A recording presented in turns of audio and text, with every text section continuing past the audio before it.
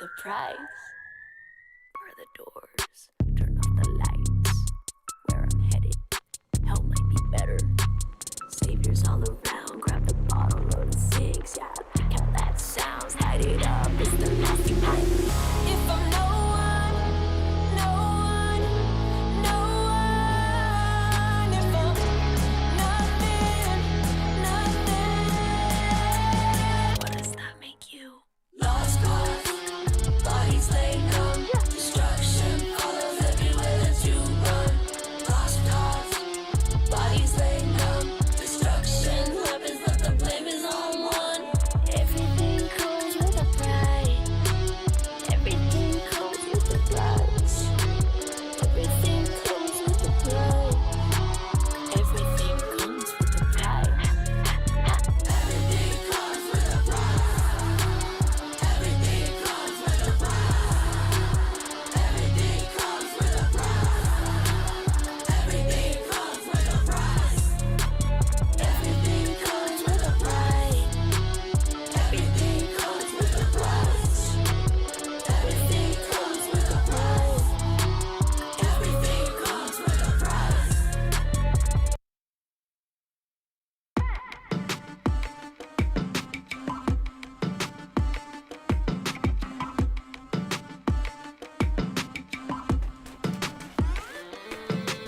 Tell me once, call me fool a couple times. Pay me in, worth a gamble, roll the dice. Count me out of the plans I made tonight. Unfinished business on my mind. They look so pretty when they're scared. Caught slipping, they're so unaware. I just Kill the enemy, kill the lies. Kill the bad in me, it's a lie. Killing all the noise in my mind. Heavy and hot, revenge, it looks nice. Kill the enemy, kill the lies. Kill the bad in me, it's a lie. Ripping red flags, wave 'em wide. Wave 'em wide. knock, knock, open up, I don't bite. Just me going bump in the night. Sleep well, don't close your eyes. Don't close your eyes. Misery loves company and it's your turn. May the doubts last, I'll finish it first. Lights out. Lights out. They look so pretty when they're scared. Caught slipping, they're so unaware. I just Kill the enemy, kill the lies. Kill the bad in me, it's a lie. Killing all the noise in my mind. Heavy and hot, revenge, it looks nice. Kill the enemy, kill the lies. Kill the bad in me, it's a lie.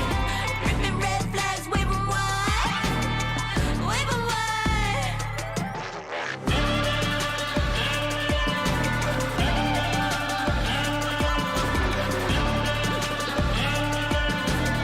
Heavy and hot, revenge, it looks nice.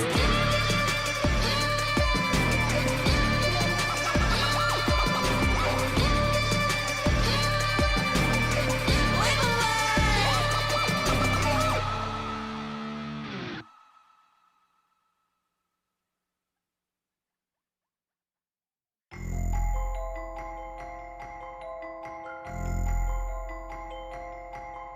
Don't stop now. Girl, you headed to the top now. Imagine rolling with the top down. All the haters wanna chill cause you hot now. Smiling say not now. Yeah, where my queen's at. It's us again like a rematch. Grab your girls, don't detach. We the winning ticket, you just need to scratch. Such a lady, and you honest. You be killing them with kindness. Giving younger ones some guidance. And your grades stay on honest. You should be proud of yourself. Go and smile at yourself. Chin up, chest high, get up, get fly. You so special, you so special. Boom, boom, my sister the coldest. Youngest the oldest, heart so golden. Rolling deep as an ocean. Belly gets swole, creating life we chosen. May have been cracked, never been broken, never been stagnant. Always in motion, can't do folding. The women that's so we make the world go round. To all the girls in the world, I hope you know you on your way up.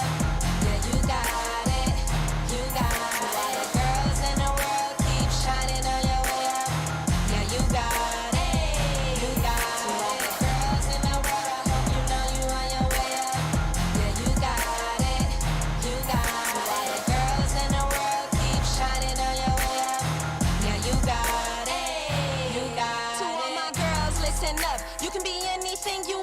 You can be a doctor, you can be a pilot, you can plan parties, make sure I'm invited. Just work real hard at your job. If you go to school, graduate on top. To my stay-at-home moms or business owners, you the bomb. Life ain't perfect, but it's yours. That makes it worth it even more. You gotta love yourself, of course. Look in the mirror, then applaud. All good days ain't promised, but smile through the problems. You fly regardless, confidence don't leave without it. Boom, boom, my sister the coldest, youngest to oldest, heart so golden, rolling deep as an ocean, belly gets swollen, creating life we chosen. May have been cracked, never been broken, never been stagnant, always in motion, can't do folding, women have spoken. We make the world go round. To all the girls in the world, I hope you know you on your way up. Yeah, you got it, you got it. To all the girls in the world, keep shining on your way up. Yeah, you got it, you got it. To all the girls in the world, I hope you know you on your way up. Yeah, you got it, you got it. To all the girls in the world, keep shining on your way up.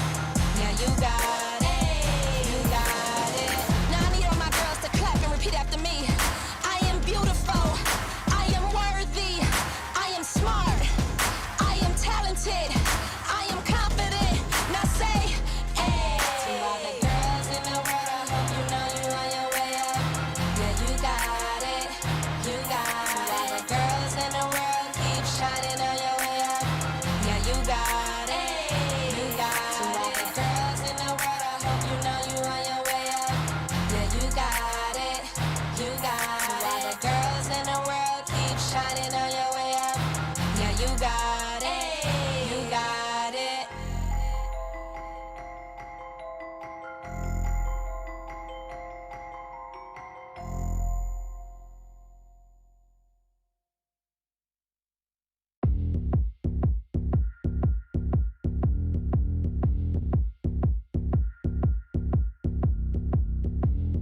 Dirty, if you ask me.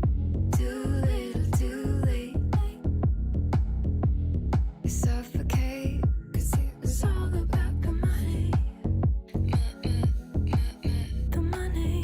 You couldn't change if you wanted to. You're broken inside, side, side.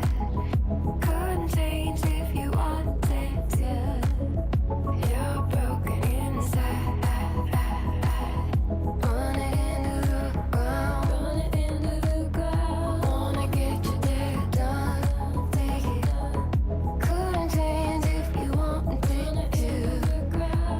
It's all about the money.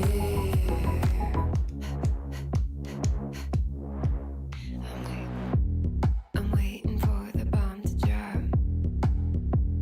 I wish you'd disappear. 2 feet in your grave, and you're still waving. It's all about the money. Wanna get you there, done. It's all about the money. Couldn't change if you wanted to. Run it into the ground. Run it into the ground. Wanna get you there, done, done, done, done. Run it into the ground. Run it into the ground. Wanna get you there, done, done, done, done. You couldn't change if you wanted to. You're broken inside. Couldn't change if you wanted to. It's all about the money.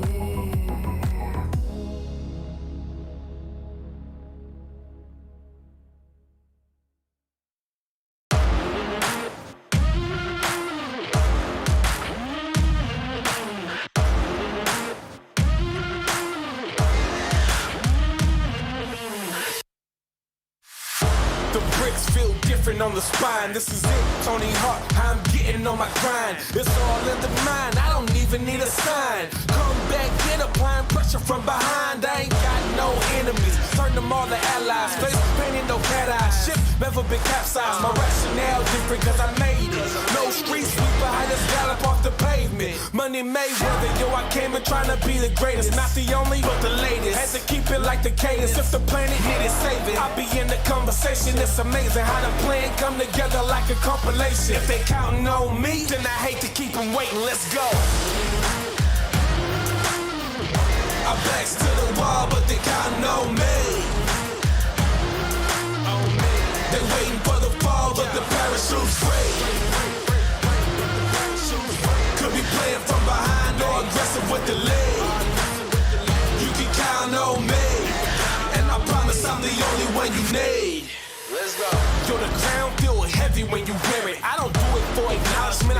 just a merit. They still trying to copy me, they voices like a parrot. Staying on my shoulders and I bear it like yoga.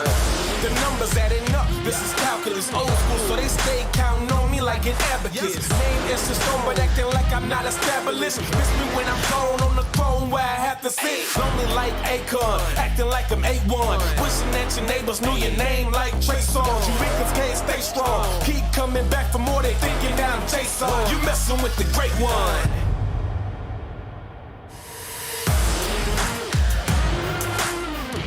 My back's to the wall, but they counting on me. They waiting for the fall, but the parachute's free. Could be playing from behind or aggressive with the lead. You can count on me, and I promise I'm the only one you need. Is it for the fame or glory, past your limits, or you finished with the story? I wanna know what inspires you. Are your eyes filled with courage when you're challenged? Will you shine and be discouraged? I'm asking what inspires you. Can you lead and be a savior? Will you free us when you introduce the failure? I'm asking what inspires you. Go away to bad behavior, cause that thinking when I do you any favors. Yeah.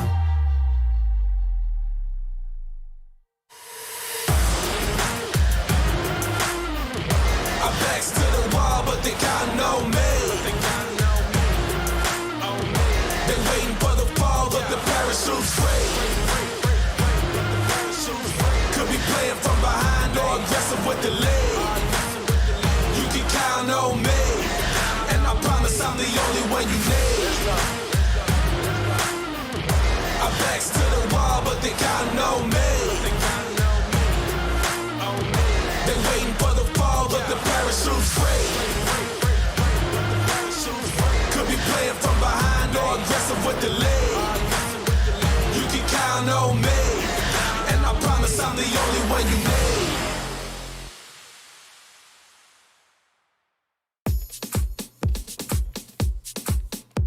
Yeah. Yeah. They all watch when I walk past. They all watch when I walk past. Yeah.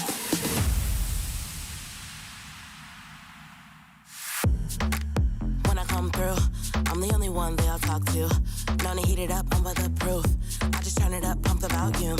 I say dip, say how low. When I leave, they follow. Work my hips, go real slow. They lose control. And they all watch when I walk past.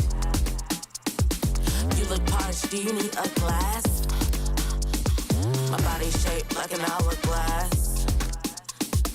You don't like it when I shake my ass? But that's too damn bad. Too bad. That's too damn bad.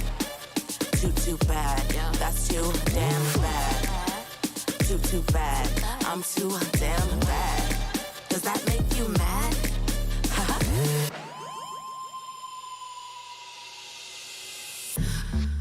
It is a new news. Everybody knows I'll accept you. Let me fill you in, give you a clue. Maybe help you fix your attitude. I'm the star of this show. Got glasses of Merlot. It's all free where I go. Now you know, cause they all watch when I walk past. You look parched, do you need a glass? My body's shaped like an hourglass. You don't like it when I shake my ass? But that's too damn bad. Too bad.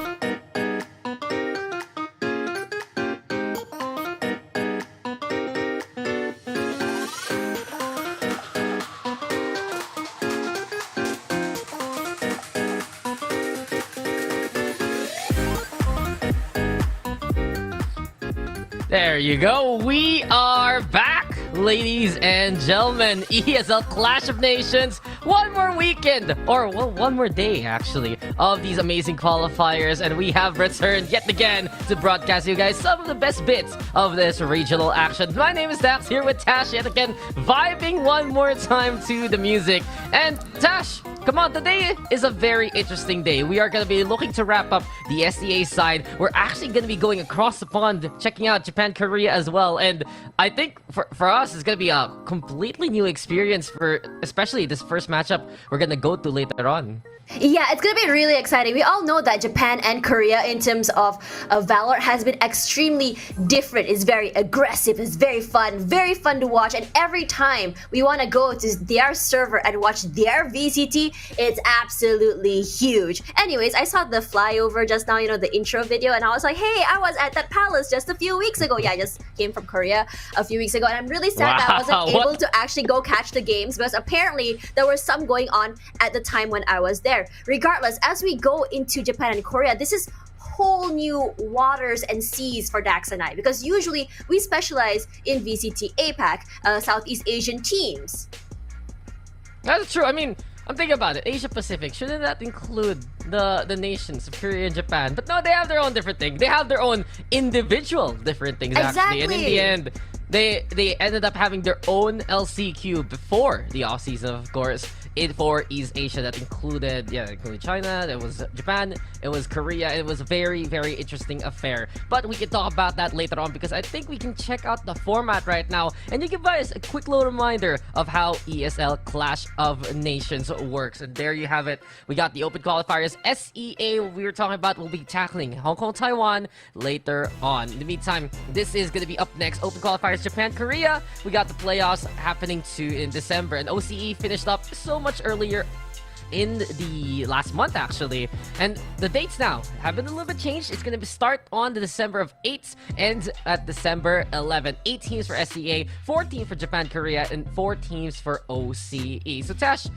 again, any thoughts about this kind of qualifier where every one of these regions have their own qualifiers, and it allows them to have these representatives, especially for SEA, right? Where these nations, they have a chance to be there into the playoffs as we check out the brackets too. Yeah, when you talk about these teams as we move into the brackets, what's really cool about it is the fact that some of these teams are smaller tier 2 teams that we don't really know about before, and now suddenly they're overtaking these top tier teams as well, which is why I love these kind of Clash of Nations tournaments for the VCT offseason. So now for today, match 1, Crazy Raccoon.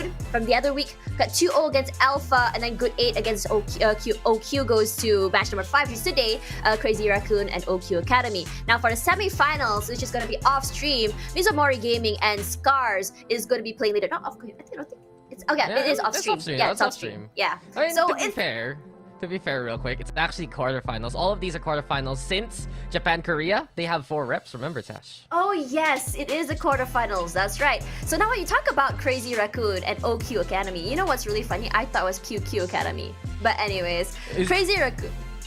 What? Is it not? It's OQ. Oh yes, it's OQ. We got scammed. What are you saying? We got scammed. I did not expect this. I was like, where? I'm looking at this right now. I'm trying to read it. It's QQ. Okay, OQ. Wow. OQ. Doesn't matter. It's the academy on the other side. But come on, prize pool up for grabs. We know that there's some good money here for our team. So why don't you break it down for me, Tash? Yeah, $18,000 US up for grabs, and it's gonna be $6,000 per region.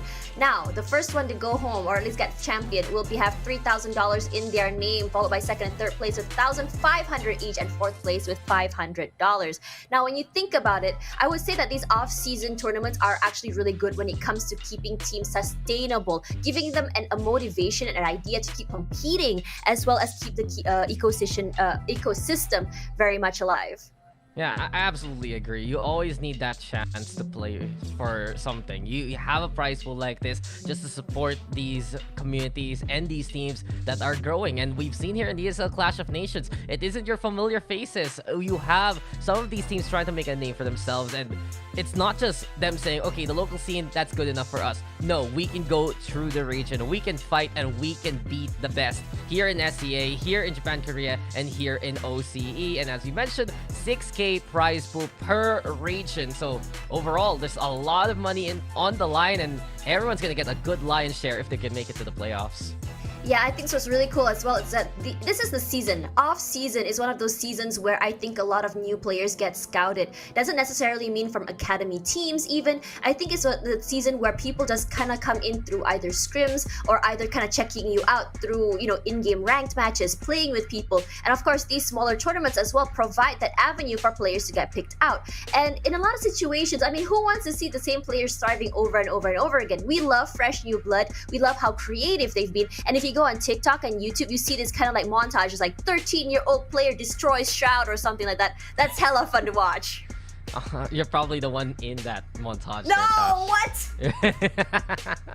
You're the one popping off and popping heads. But truth be told, I think it's time for us to talk about our upcoming matchup. We're here over on the Japan-Korea side, guys, and I do believe this is actually going to be a Japanese squadron versus a Korean squad. And very easy to think, though, about this matchup to, yet again, be a slice of that East Asian action that we had a glimpse of in LCQ. So why don't you introduce our two teams here, Tash, as we check out the lineups? Well, the lineups are coming up right now. Just waiting to see who it's gonna be. Here we are, OQ Academy and Crazy Raccoon. I've been wanting to say that all morning, I'm sorry. But here we have, for OQ Academy, Wix as initiator alongside Hate as well. We have controller for Nazebo, duelist will be Kosa, and another duelist will be Zika. Now, for the side of Crazy Raccoon, we have initiator Netha, Popogachi as initiator, controller will be Makiba. Duelist will be Mei, and Sentinel will be Medusa. And I think what's really cool when you think about it, these teams, if you go to their VLR, almost unknown. Yeah, I'll say that for OQ Academy, but in all honesty, Crazy Raccoon has been that kind of name for the Japanese scene for quite a while. I mean, there's not a lot of teams in Japan to begin with. There's not a lot of teams in Japan. Yeah, so when you play and compete, you kind of like already have the spotlight on you. No, I think also the fact is, for the Japanese scene, they're very exclusive. They basically play against each other, and that's pretty much it. You rarely see them go for those cross-region competitions unless it is that international scene itself, like Valorant Champions, Valorant Masters, a few times wherein we had Crazy Raccoon there. It seems like that's gonna be the case. If we can actually bring up the Crazy Raccoon roster right now, if you have that kind of graphic, that'll be amazing here. Because when I look at this squad right now, there's a bit of a return. First name that comes up to me is Medusa. He used to be part of that Crazy Raccoon roster last year, went over to Valorant Champions, but at the beginning of this year moved over to Team Reject instead. So it's a bit of a homecoming for Medusa. You still have Net, I believe, who has been very, very potent for the squad for so long. You do also gotta check out Popogachi. He's been there for quite a while. And overall, I think for Crazy Raccoon, it's a bit of a greatest hits. You know that kind of thing, Dash. You have this album, you have these different lyrics, you have these different tracks, but in the end, some of these players, they come back to you, and that's pretty much what we're getting from Crazy Raccoon. Yeah, it's really exciting when you follow like the track records of these players and how they play against each other. Now, when you think about Korea versus Japan, I would say that they have a sort of very similar playstyle if you look at them from both angles. I mean, when we look at Zeta, when you look at DRX, right, the way they play, very aggressive, in your face, and a lot of people just be like, wow, these players are just so aggressive, we love to see it. It's very, I would say it's not as potent as what you expect from the W gaming, like you see from Paper X and all of that, but it's also very interesting to see because you say that they play against each other. This sort of playstyle suits what they've been playing for a long time. Now, when you take these teams out of their usual, I would say, little fish tank into a bigger pond, this is where you kind of figure out, can they adapt to the different playstyles all these other regions and countries have to offer? I mean, we'll find out a little bit later on, but this is, I also want to point out, you mentioned Zeta Division. If I remember correctly, one of the names we've seen in that roster right now for Crazy Raccoon, and I think it was it Mei? Was it Mei. Makiba? I mean, Mei was there for a while already for Crazy Raccoon, but I look at the name Makiba, and if I also remember correctly, he was part of Zeta Division way back when. Masters Berlin, part of the Absolute Jupiter roster for quite a while, and he actually became inactive after that Masters tournament once he basically ended up leaving Zeta Division. But this is his return. This is him coming back into the pro stage, and perhaps he might be able to up this Crazy Raccoon roster even further. But enough about them. I think we can talk about their opponents now and check out the OQ Academy side. Let's bring up the roster one more time. It's a full Korean team, and in all honesty, the only name I know here is Hate, and he played for Damwon Gaming in the most recent Korean challengers. Beyond that, though, this is that kind of team who are really trying to prove themselves here in Clash of Nations. It's really crazy when you think about it. These players kind of move out and move in. And think about it, I think I don't blame these players for kind of like shuffling in and out. Because some tournaments, they don't allow pro teams to be playing, so they can't be playing together. They have to be separated to play into different situations. And in some situations, you also have players who kind of help their friends' teams during the off season. We're like, okay, we're not doing anything. Can we just kind of like go to this team and kind of help out, depending on what exactly their organization allows or don't allow. And it's always fun to see the different dynamics on how exactly these players play with different people. Some players, they actually click faster than others. And I'm really curious to know that, since he was in Dub 1 Gaming, one of the team that I think we do talk about a little bit more outside of Korea and Japan, I think in terms of our discussions here, it's always going to be really exciting to see like what exactly can Hate bring to the table to his team. Is he going to be IGL, or rather is he going to be kind of helping out and supplementing in terms of information? That's always very fun to see. Now, when you look at the teams just now, we also kind of see a very interesting sort of like lineup where they have maybe a double duelist going on there. I mean, yes, most teams, they kind of like flex each other around, but if you are actually dedicated in those situations but you have more than one player, are you having a player that is dedicated for certain maps? Yeah, it seems like that's the case, right? When you have a certain map, you have a certain rotation instead. And I do wonder here if we have OK Academy be ready for a team like Crazy Raccoon, just pretty much veterans of the Japanese scene playing for quite a while rather. And then you compare it to OQ, where you have a player like Nazeebo, and this is his first entry in some of the statistics online, that this is going to be his first showcase. I think Naxi was part of Maru Gaming, you have Koso was part of DRX Prospects, so at least a bit of that academy team kind of situation. But in all honesty, I look at this and you have one established team on one side who has made such waves already, even in the international scene, and on the other, a complete unknown. And you were talking about it a while ago. Clash of Nations, perfect place to try and make that name. But what do you do in this situation if you're OQ Academy? Because you're facing off against a team who has been tested again and again. Personally, I think this is a great situation because for Crazy Raccoon, there is information about them out there. There are VODs about them out there, and I'm guessing that some scrim footage might be floating around as well. You never know, right? This is where you can kind of figure out, especially when you open up VLR, you already have how they play on certain maps, what stats they have, and if say they have access to the VODs as well, they have how exactly they might be holding each other down the line. Now for QQ, I think it's QQ. Actually, now that I put into VLR because OQ was not found. Now for QQ Academy, what's really exciting to talk about them is the fact that you don't know anything about them. It was kind of like our match last week between the Indonesian team and I think it was a tier 1 team, and they actually lost. So this is a situation where we kind of like, okay, we don't know a lot about them. Now that we have that in our cards, that mystery, how can we use this to our advantage? How can we be a little bit creative about this? How can we really catch them off guard? And this kind of forces a team like Crazy Raccoon to be more adaptive on the fly, to be able to kind of like twist that Rubik Cube as they walk around and play on the map. And as for the IGL, that's a lot of heavy lifting. Yeah, I think though, one thing we're gonna be looking for here is, what are they called? OQ Academy or QQ Academy? I agree. I checked VLRs like this is QQ, but then I checked the bracket itself in the ESL website, and it says OQ. So suspicious, but it's the same team. I guess it's the same team. It's pretty much what we see and what we get.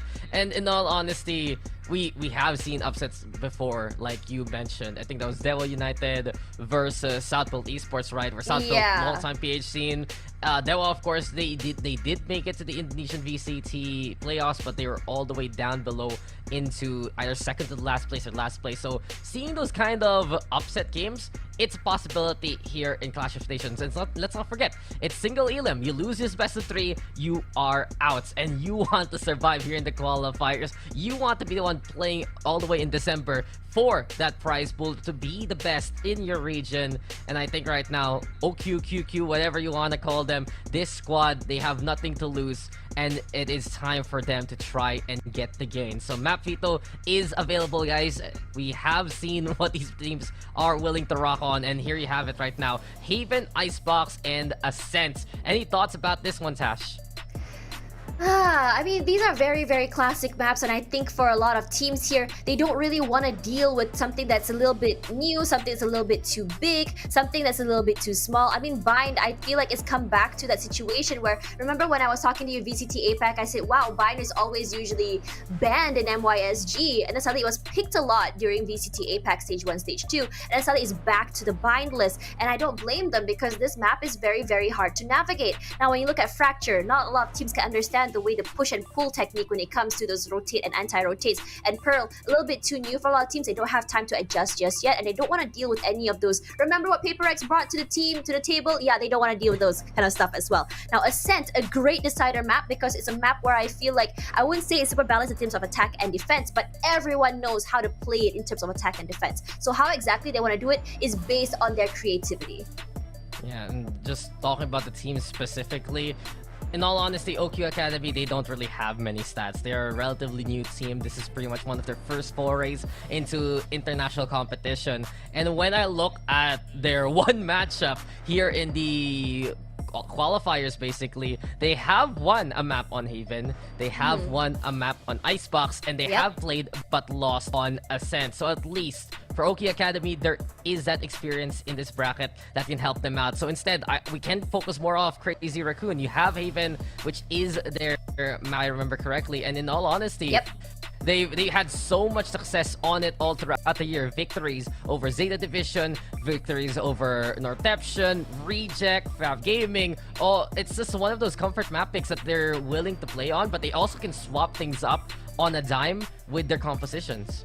Yeah, and if you look at the composition for Haven, one of their most played comp is actually a Jet, Killjoy, Omen, Sky, as well as a Sova. Now, this is a very interesting situation because personally, I would have rather gone for a Fade instead of the Sky, but I totally understand why they want the Sky. Very big map, and you want a lot of information to find out where exactly everyone will be rotating from. That's where the Seekers will come into play. Regardless, when you have a Killjoy as well, I would say that it's really good to have a Killjoy on this map in particular, just because it really helps with the with the flanks.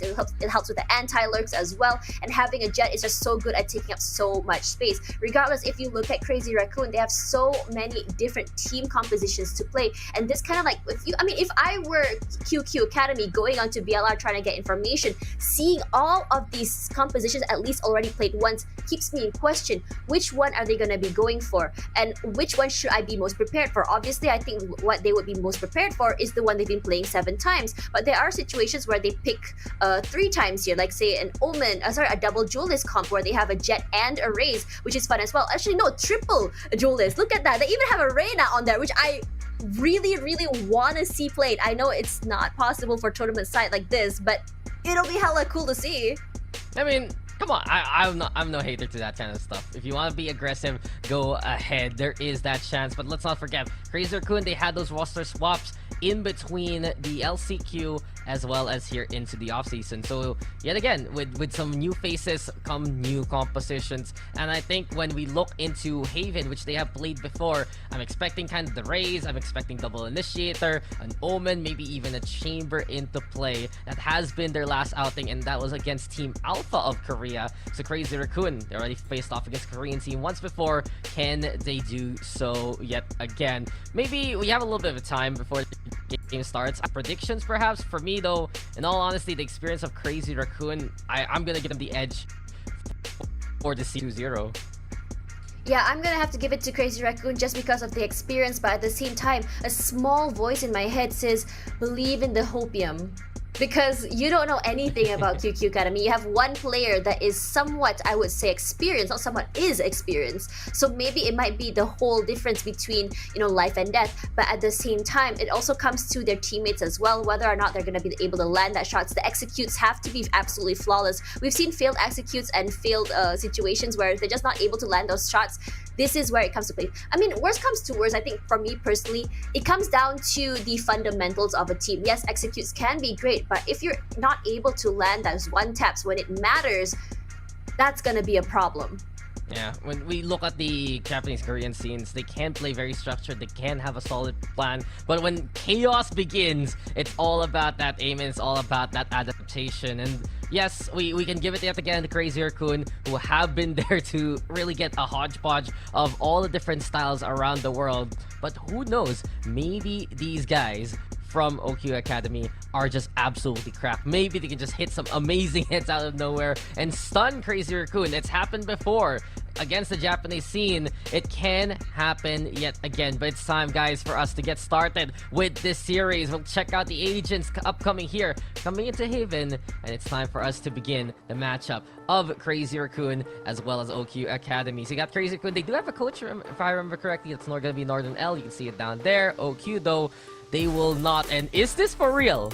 Is OQ gonna pick the Harbor? No, I was debated. Ah, man, I think Harbor is just still Not way good. too new.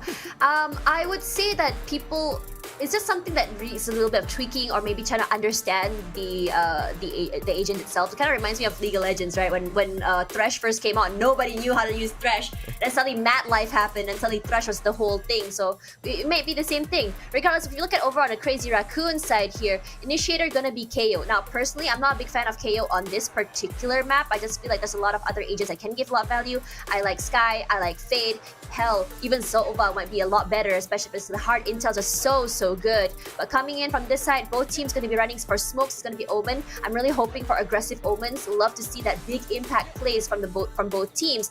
Now, Chamber's always really good. Not going to be seeing a Killjoy, but the difference here for Initiator with Hate on the breach, this might be really hard engages, really great onto site situations compared to a KO. I like that you're actually pointing that out. That's the difference here between Crazy Raccoon as well as OQ Academy. That breach, very strong through distance, super effective in setting up, especially through angles from A long, angles through C long. Those are so many possibilities for the breach to be utilized, even a big rolling thunder and whatnot towards B side. But we are going to be getting into the game, the KO in the meantime. I reckon it's also going to be that initiate value. Look for the suppress, try to find someone on site. It will boil down, though, to how these two teams are going to use either the information for the side of Crazy Raccoon or just the extra bit of attention and help on the side of OQ Academy. Who will be the better entry? Will it be the Rays of Crazy Raccoon? That is May. We got OQ also rocking it right now, but we're going to be getting into the game Sash immediately. There's going to be the 0 point to get the intel. May in the meantime fighting, but it's Zeka with a first frag onto Popagachi, and Crazy Raccoon immediately stumble at start. Still waiting corner. Hate will get some value on that. Whoa, Hate already with 2, but Makiba on the other side, pushing out forward. Immediately gonna just... It was actually really good when you think about it, how they started that with those paint shells first pick. They thought that that it was going to be emptied out, at least the garage area. But what happened was the fact that they just immediately just stayed their ground and then pushed out, caught them off guard, denying them that space. Yeah, stellar read there, courtesy of OQ Academy. They started aggressive. They expected Crazy Raccoon to buy for mid, and immediately, you mentioned it, a paint shells over onto the grass side, basically, over onto that link. So it really goes to show for OQ Academy, if they done their research against all the many VODs that we have seen of Crazy Raccoon, then they might have that edge that you have been talking about. But here we go yet again, gun advantage. It should be easier here for OQ Academy to win out these duels. There's a Marshall on one side, a Spectre trying to play up close through doors, and Medusa and Kosa, battle of the chambers. Who spots who? Kosa does so, and it's OQ who gets to start off. It's always very fun when you see those, you know, situations when two players are ADSing and who's just a little bit faster on that first contact. Now Neth coming in from sewers, just waiting and buying his time. There is a smoke on main, and Hate's playing that really aggressive corner on the side. It does expire here, but Kosa can't see anything. Rushing through, Hate does hear some noise. It's gonna be spraying out. Unfortunately, no sprays gonna be hitting at all. Has an idea there's at least one there. Makiba still finds a Zevo. Regardless of the gun diff, Kosa gets one in return. Hate gets one more. That's gun diff experience over there. Hate pushing out. They know that they're going to the bottom side of sewers. It's gonna be a really clean situation for them, only losing one in return. Yeah, Crazy Raccoon, they can at least get a consolation prize killing the Omen, but beyond that, OQ Academy, a stellar hold. They are able to stay on that A site well, and if you notice, they are just able to hold on to the A-long entrance as well. So for OQ, at least you already get a good beginning. This is best of 3. There is a lot of time for Crazy Raccoon to rally and catch on up, but there's such a big confidence boost here for OQ. I'm looking right now at their ultimates. I'm watching out for Hate, who's just 3 away from that Rolling Thunder. I think coming into this bonus, if someone pops off, whether it be the Chamber or the Breach, that can really help them out even if they lose this round. But we'll see, as Crazy Raccoon, a chance to go for that A site instead. Yeah, but look at how many utilities are already thrown out. The aggression is very real here, but OQ doesn't want to overextend. Really hoping that they actually followed up with that. Regardless, one already pushed up here is going to be Neth. And Neth, we're just waiting, trying to find a little bit of a sneaky deaky corner there through the smoke, and May coming in from the other side. A crossfire has been established, but for OQ, I think it's good that they decided to give that spot away. Not to play too aggressive, because that's exactly how they're getting caught out in the beginning. Yeah, well, for now though, no Crazy Raccoon playing it safer. You mentioned what's happened the past 2 rounds, and it's true. OQ has just decided to, venture for it, get that takedown, and call it an advantage. But this time, hanging on back with Zeka, was waiting for someone to play into Garage, loves the pain shells, and forces Crazy Raccoon to rotate on away. But they're still ready to at least move towards that A site. The trademark though, watching out the exit through short. Medusa the one, creeping on closer and closer here for Crazy Raccoon, but watch Kosa. He's playing down in hell, and that's the thing. If you have the KO, this is going to be such a dangerous territory for the Chamber. Misses the shot. Popagachi with a takedown. It's going to be OQ though, trading it back, and that's strong from Zeka as he gets back towards the side alongside Hate. Here we go yet again. Eastern flank for OQ. Medusa with the find, but Zeka already gets 3 Makaba now in a 1v2 situation. Left short, but the right is going to be dangerous. Here we go yet again as the Raze has just been raising hell, and is there, but with 23 HP. Makaba survives to give the round to Crazy Raccoon. Oh, that's the first point for them, but I have to say it was a very, very expensive round. Losing 4 in that process is absolutely huge. Loving the change in pace coming in here from OQ Academy. From Crazy Raccoon trying to play that round. Just kind of like waiting and buying their time before they actually push into the site. Now for OQ, they kind of just waited, didn't go a little bit too aggressive, gave up their space. And now as the playing field has been even, we're going to be seeing a whole different story. Now for Wix, he's going to be waiting out there with the Haunt. Gonna try and get information there from Nazibo as well as his teammate. They want to push out forward, but May gonna make a lot of noise there onto the front of Garage, just giving away some information, hoping to maybe get a pick. But Nazibo, ooh, very sneaky here, playing with the judge. If they want to push through, which they have been doing quite a few times, it may be a situation that's not great in their favor. I mean, we've seen it before in short, but that's what the phase is all about. Prowler with a chomp, Crazy Raccoon come in. And the thing is, OQ, they were very efficient in that last round. It was a stellar bonus for them, getting 4 of those frags. Crazy Raccoon, they need to win this round just to even up that economy. And here we go, May tries to fly, but Hate is just gonna be filling them with lead. 3 from Hate at backside, 2 versus, we've seen this before from Makaba, but disengages, tries to teleport, but Kosa watches him. And OQ Academy, some celebratory, crunches, crouches, squats, and a victory. Squats, you know it. Dude, Kosa's just trying to do leg day.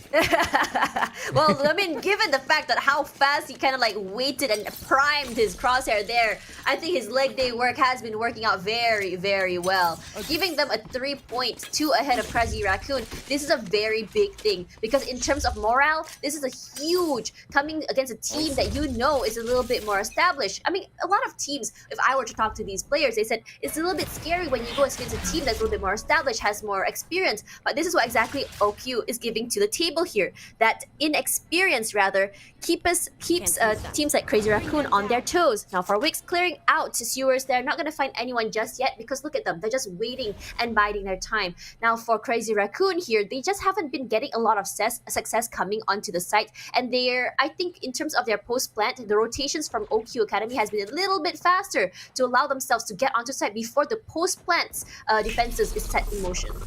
Yeah, I think it's a two-fold assault basically from OQ. The hold is strong on the site, and you mentioned it, some stellar rotations in terms of the timings, catching Crazy Raccoon off guard.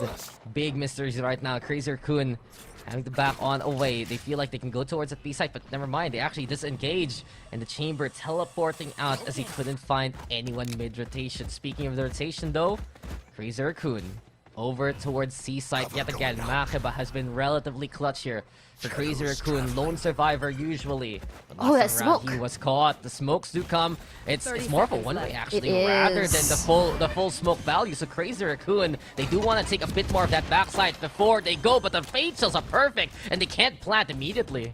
And they have to plant in different areas because they are running out of time. But for Garage here, CR, Crazy Raccoon, they want to take up this space, playing very sneakily in those corners. Hate coming up from the other side, giving that aftershock just to clear out those corners. But look at May and Makiba get one each. Does Evo get one, but not for Hate gets 2, 3. Hate once again being the king here. Still one more person to look out for. Where exactly could he be? He has an idea where he is, and Hate with a 4K in his pocket, gonna seal this to bring us to a 4.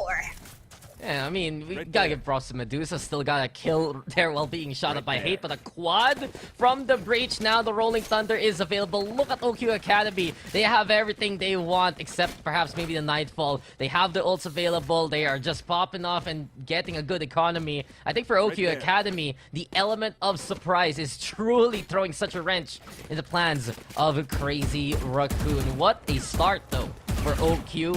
And Crazy Raccoon claw their way back here and just badger the opposition. Now with the guns, I'm expecting for Crazy Raccoon to maybe play a faster entry. If they can just shock and awe OQ, that will give them the edge. And speaking of, look at the aggression also from OQ. An early Zeka. challenge over out the lobby. Zeka, this is the first one. He's Oh going my for more. God, Zeka! Zeka even gets the showstopper, stopping Crazy Raccoon in their tracks. What a halt by OQ. They used that util straight, or rather that advantage straight to their advantage, and Makiba is just so very low. Does get the spike, slowly backs off here, but Zeka says no. Picks off Makiba, 4K in the pocket. Can it be an ace here for this tournament? Running away, and for Medusa, I think it's best if he were to save. He's not even gonna come close to that spike here. What can you do? 1 minute to go, and 1 minute in Valorant feels like a whole eternity. Now you saw how exactly they played that. The utility gets thrown out, the smoke comes out, they couldn't see anything with the blind and deafen, throws out the pain shells as well as that showstopper, gets 3 in one go, one more through the smoke, and that was it. Now Medusa all alone. What can he do? Here. Trap Nothing. destroyed. Just wait for 30 seconds. Just wait. This is just him saving his gun. That's the Yeah. thing. OQ, when Crazy Raccoon tries to make a play, tries to be a bit more hasty in terms of their execution, what happens? OQ is just there to actually intercept, and it was the case in the first round. It is the case this time around. Crazy Raccoon just can't build any kind of momentum, and the biggest reason why has to be because of that raise. We've seen him just go in, go for the takedowns, stellar showstopper as you mentioned, and OQ Academy is building this lead up more so, and they almost might catch Medusa here. Never mind, at least it's still OQ. And Zeka, look at him, 9 takedowns. The most important part of this has to be the fact that he's getting that first contact and doing well and surviving with it.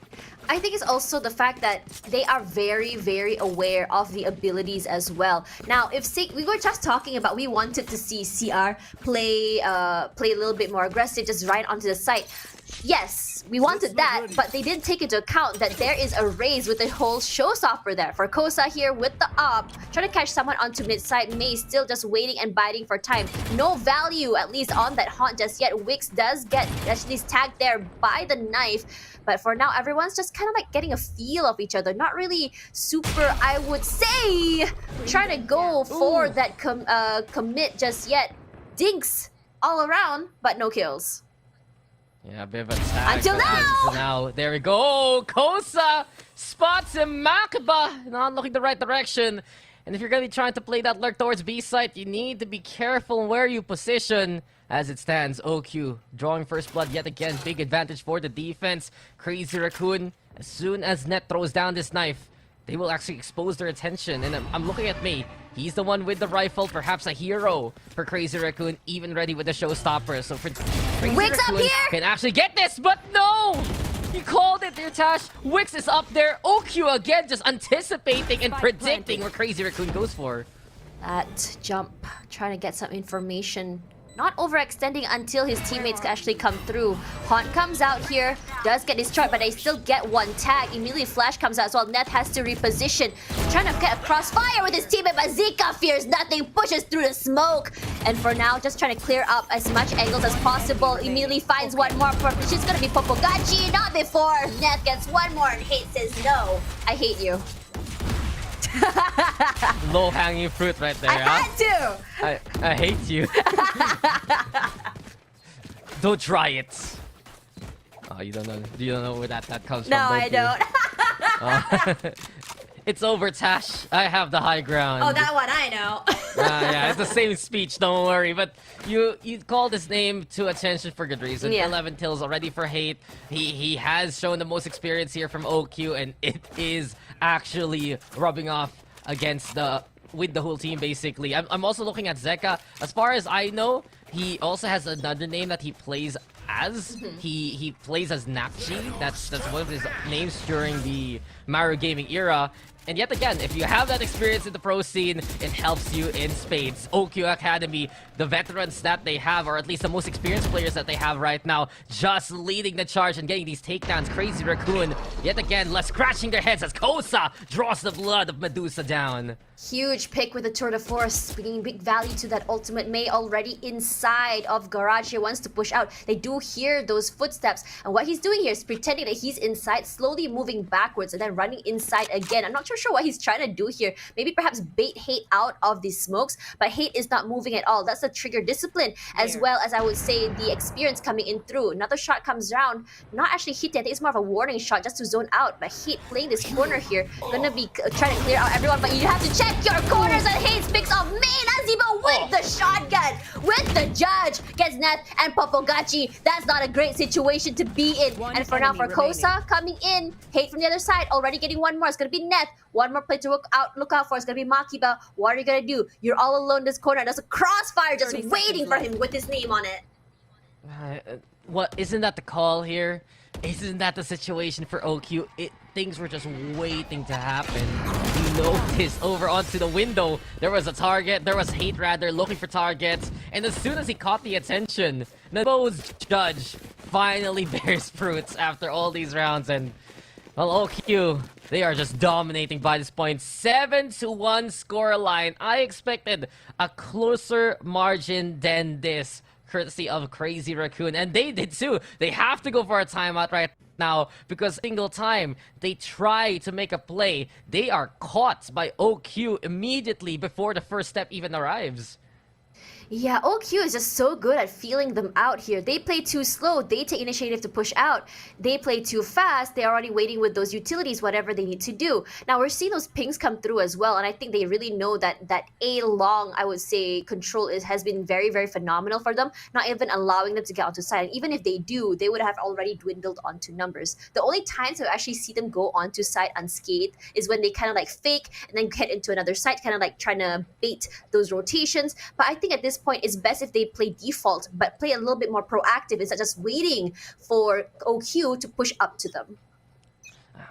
I agree, in all honesty. They need to get that first pick to get a good start off for their attacking side. So many times we see for Crazy Raccoon, they're unable to execute as a full team because if they set up together, they're immediately picked off before they can even go for that site execute. When they do get the rotation, usually it's one guy down and then Crazy Raccoon is just struggling to make do with what they have.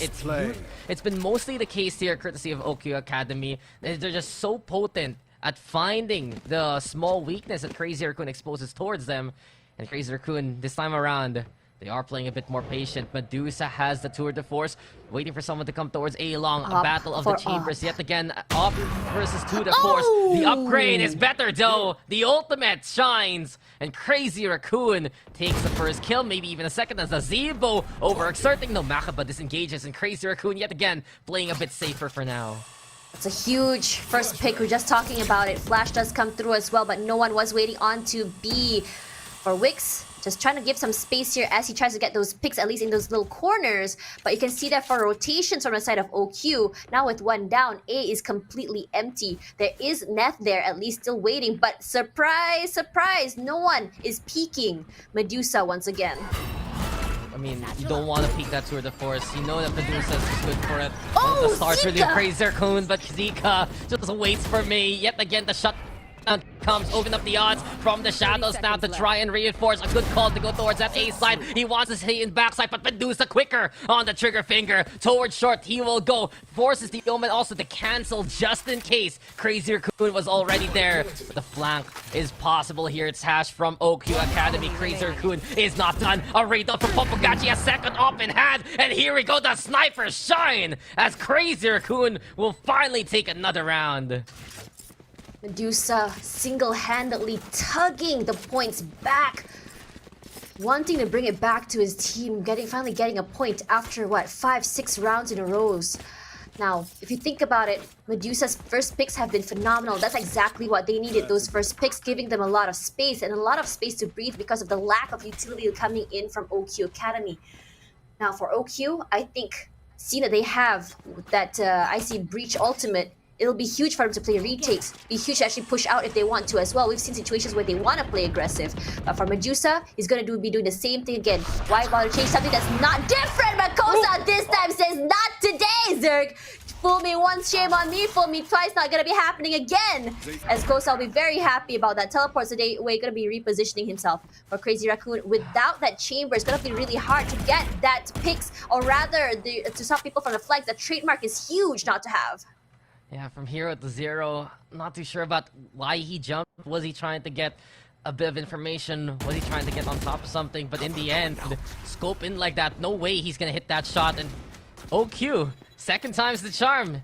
Same kind of angle, this time, the different conclusion. Crazy Raccoon, yet again, already losing out on a member before they can even try to stay on site. Kosa is also able to avoid that 0 point, so he's in position towards tower. Smoke though, well played by Crazy Raccoon at least to cover tracks. And also forcing hate on the way, but thing is, look what OQ has. Rolling Thunder, a retake is a good possibility here for OQ.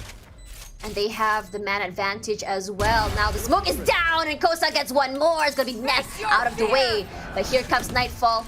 Kosa, not at all deterred. His teleport does get disappeared. That means that he knows there's someone inside of Hell. But here comes the Rolling Thunder and also the Showstopper as well. Wicks with one, but May gonna blow but away. Kosa with that shorty finds May in return. Kosa gets one more. It's absolutely huge. Through the smoke even. What a shot! What communication from Academy! I got picked off here, man. I get the ping on and a stellar finish from Kosa. How many guns did he that round? He had the op, he got out the shorty, he brought out the headhunter, and those kills, different guns with tips on them. Chamber, you think real about chamber. it. Korean chamber. We're calling Korean it chamber. now. Any weapon, any day. No problem. No problem, no qualms. OQ Academy just shot by this point, and here we go yet again. This attack for Crazy Raccoon absolutely floundering, unfortunately. Can they get back into the thick of things? We know that their attacking side usually is a bit more potent there than defense, so this is a worrying sign here for Crazy Raccoon. Zeka yet again, close hold, forces them away with a pain shell. Here we go with trying to get after Nazeebo, but paranoia is the answer, and you hear it coming. The Showstopper's there. Makaba, double dead, wants the Phantom, even to the Showstopper after his demise.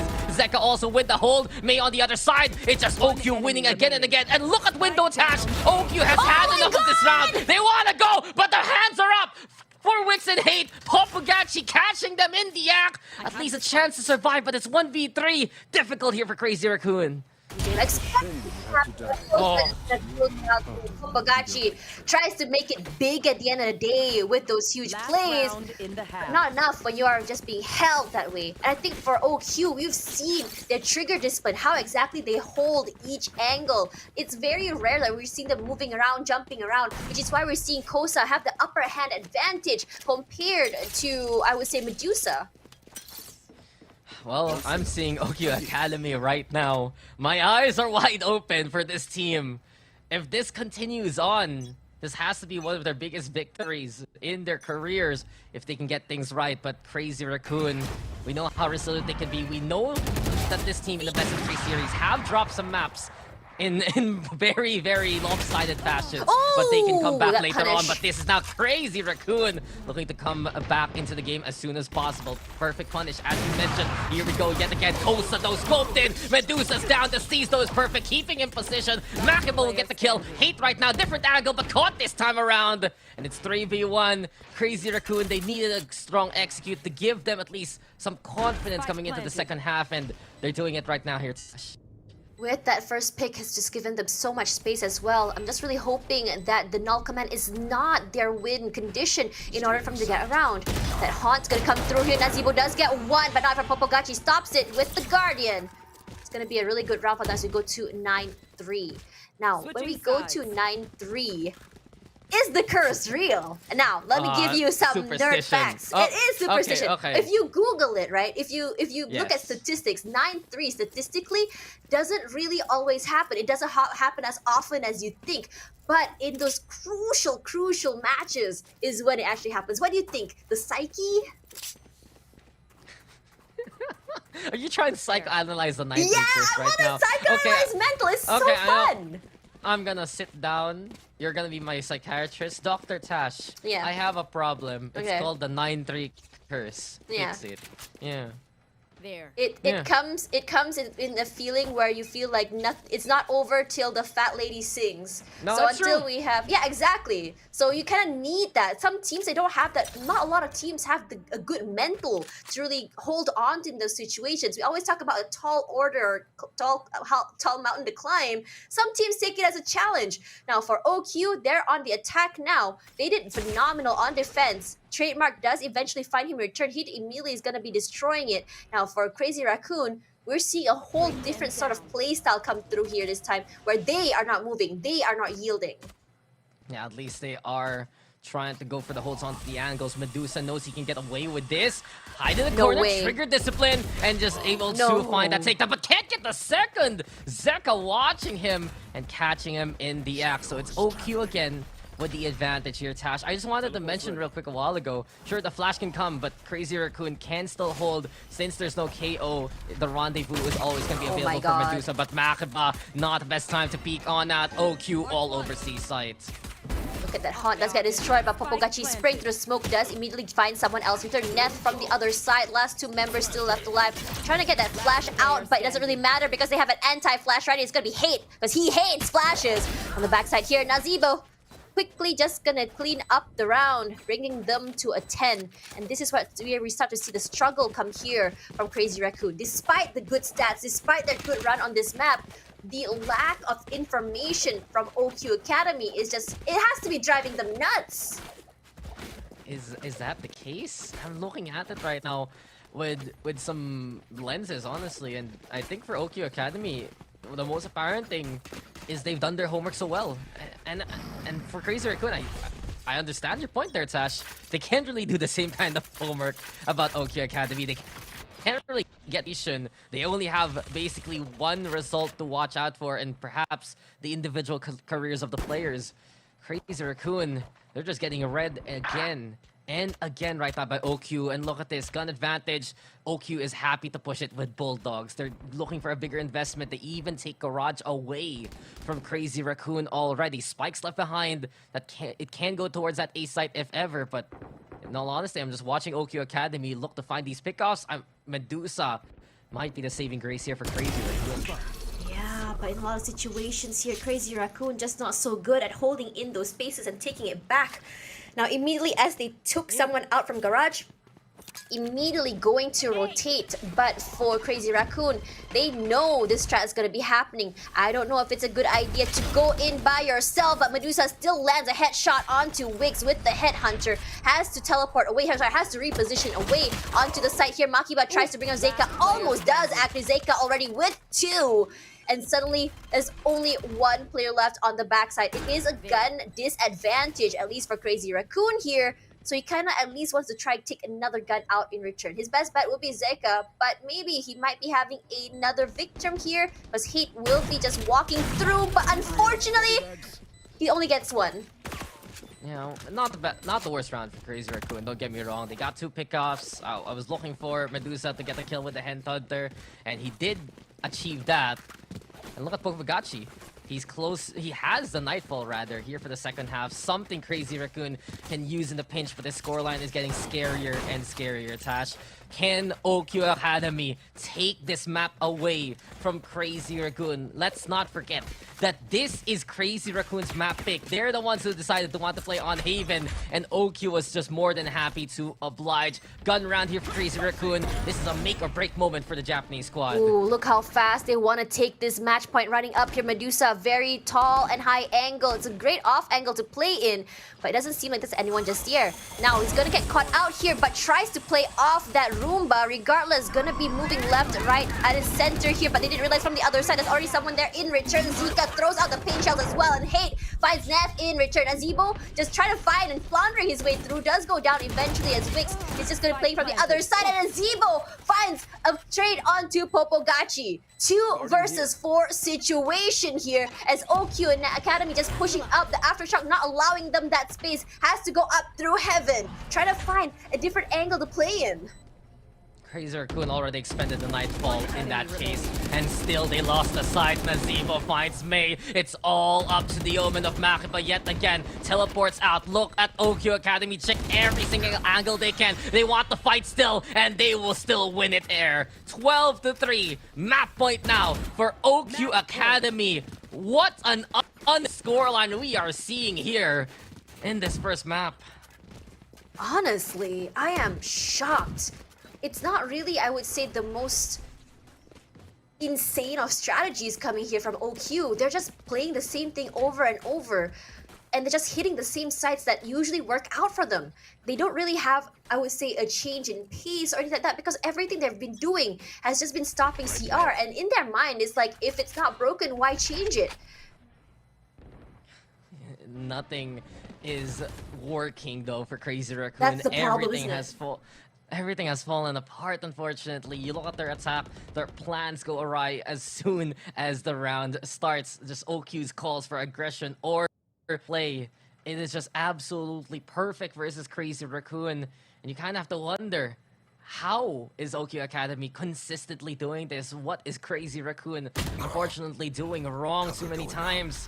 Makiba, though, nice jiggles to get that info. Tagged a little bit. He has the Guardian to play on back side, but OQ, they can execute heavily onto this courtesy of the Breach of Hate. They get the orb that opens up the showstopper even. And OQ now, they do back away with the Breach. Low on the HP. Crazy Raccoon still holding on, but watch out for Zeka, who's ready to fly high here, Tash. Here comes The party! Oh! Gets Makiba immediately. Zeka pushing up forward here, but does not realize Medusa with the stinger pushing out through.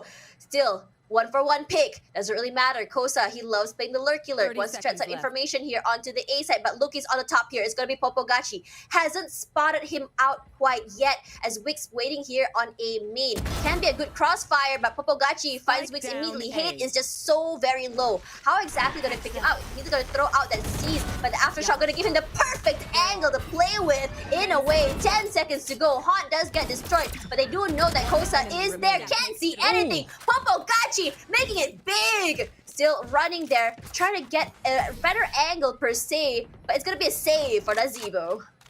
Yeah, Popogachi stepping up when they need to the most. I'll give big props also to that stellar flash from the KO. And Crazy Raccoon, they save their bacon. They stay alive in that round. It could have been the decisive blow with that showstopper. Medusa doing work with the stinger and playing up close. Some extra risk for House of Crazy Raccoon. They know they're on the ropes. They're trying to survive, but at least in that round, that was impressive from them. Can they continue on? Is this the beginning of the Crazy Raccoon comeback? There's still money though on the side of OQ. Sure, it's gonna be a buy here for Crazy Raccoon, but we've seen this fall apart for the team on the defense before. Can they survive this time again, Tash? I'm really liking this aggressive approach coming through here. Makiba does get some information there. We saw where Mei is, right underneath window. Now for Wix, gonna play off that Roomba. And we've seen so many situations that even if Medusa is playing an off angle, the Roomba will eventually still see him, but he has his teammates in the backside here, giving him the value. Finds Hate, that's their initiator out of the way. No need to worry about that at all. They still have to worry about the fate, but with already one Prowler expended, they have a little bit of breathing room. And Mei gonna find Kosa in return. This aggressive plays is doing so well for Mei. Already the 2k in the pocket. Wix, are you gonna challenge this? Yes, he is. And he gets the value onto Mei. Suddenly, it's gonna be a 2-on-4. Popogachi finds Zika in return with Wix getting one more in his pocket. Wix, all alone, does have a spike, but where exactly are you gonna go? Because the other members of Crazy Raccoon are so, I would say, isolated from each other, he can take 1v1 situations or isolated fights. Yeah, that's the point. 1v1s can happen, but Crazy Raccoon, they've been able to stave off and win the duels this time around. They needed that earlier on. Nice job, nice jiggles yet again. Get that peek, get that info for Medusa. And now they know here for Crazy Raccoon that they just need to find this final target over at A side. And there you go. Yet again, Crazy Raccoon, assistance from across the map, from the Omen, a little bit from the KO too. And yet again, Crazy Raccoon getting back into form and getting back into the rounds. So you look at this roster for Crazy Raccoon. We mentioned a while ago some of the roster swaps. We mentioned a while ago the return of specific players back into this team, into this roster. But Crazy Raccoon, that's what we expect from them. Those kind of plays, those kind of rounds. They're getting back into form here, Tash. But is it a little too late? We'll find out. And you're already at 12 points. That room for error, the margin is just so very, very low. And sometimes we see this kind of power spike, especially as a team hits that match point. But Makiba's aggression gonna be rewarded here as he spins out and finds Zika. Are seeing that slow rotation come through, leaving one in case they want to push out. But Mei, this is a very aggressive flank. Finds one more in return. One each. And for now, Wix gonna at least get one more in return. Finds the Roomba, crossfires through, but does not realize there's one more. Bring it to 12-6. What is this comeback? Refusing to die the Crazy Raccoon way. Fighting and looking to win it yet again. This time around, it's OQ having to figure out what to do. They still have the money here, though. They are going to be able to invest. And you watch out for Kosa, who is also ready with a tour de force. So a battle of snipers between Medusa and Kosa.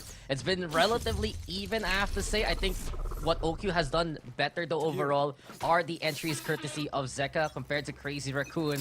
But these two chambers, they've been stable points for both teams. And now OQ trying to go for that A site. A nice fault line towards A-Long, preventing Crazy Raccoon to actually contend there in the first place. But we're not done. Watch short. Medusa's waiting for someone to come. OQ, though, they feel that it's going to be a little risky to go towards A. They go towards C instead. There's the Nightfall, forcing the Omen to play platform. But look at the stall from Crazy Raccoon, buying them time for now. That fragment was just so very huge as well. Makiba playing behind platform. Net finds one, but suddenly from two sides coming through. Makiba already with two, and Mei gets one more with the showstopper. Nazibo tries to be very, very sneaky. Not happening. And we start to see the reign of Makiba with 3k in his pocket.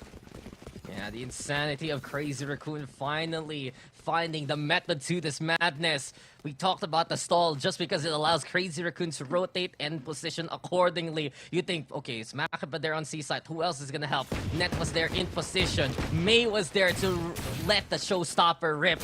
And this is now Crazy Raccoon waking up into the game. This is just a good sign for Crazy Raccoon. Whether they make this comeback happen or not, this is the form that we're expecting. And perhaps this is the standard that they're looking to play on in this best of 3. Let's not forget, you win here, you move off to the playoffs for next month. Medusa, though, getting ready. The flash is seen coming, and Hates will fall first. Kosa does get one more in return for that trade. Kosa has been absolutely huge in just getting those picks for his teammates. Not necessarily openings, but enough to give his teammates those, I would say, breathing room that they need. Now, we saw this sort of like double combo coming through earlier from the entrance from the team. And this time when Crazy Raccoon didn't get value from it, they just kind of stopped doing it because they know that they're going to play aggressive. Mei from the other side here, but the headhunter from Kosa a little bit too strong, regardless of that gun diff. Regardless, for now, Neth coming up onto B side here, wants to catch someone off away, but I don't think he knows. They didn't hear the footsteps. Gets two lined up straight for him, and Popo Gachi finds them in return. And looks like default is not the name of the game from OQ Academy. Yeah, OQ Academy. You see the Headhunter, you see how potent it can be. Some decisive pickoffs to help them at the start. But unfortunately, their movements just lining up into the sightlines of Crazy Raccoon. And this is the rally we have been waiting for from Crazy Raccoon here. 5 rounds in a row. They're getting the dubs, they're getting the positions, and most importantly, they're winning the duels when they need to, and they're setting up accordingly right behind it if the situation applies. OQ Academy, maybe a hard hit here, can help them out. They've shown that they're very strong on their mechanics, on their fast executes. But Crazy Raccoon, they're slowing down the pace here. They're getting some great answers so far by investing this utility just to catch OQ off guard. Medusa loves these off angles, and he's been getting a lot of value from them.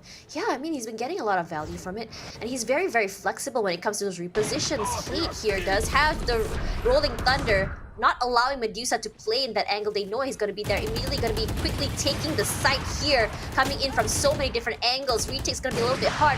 Zika going to play another layer of aggression, going to push out onto the other side.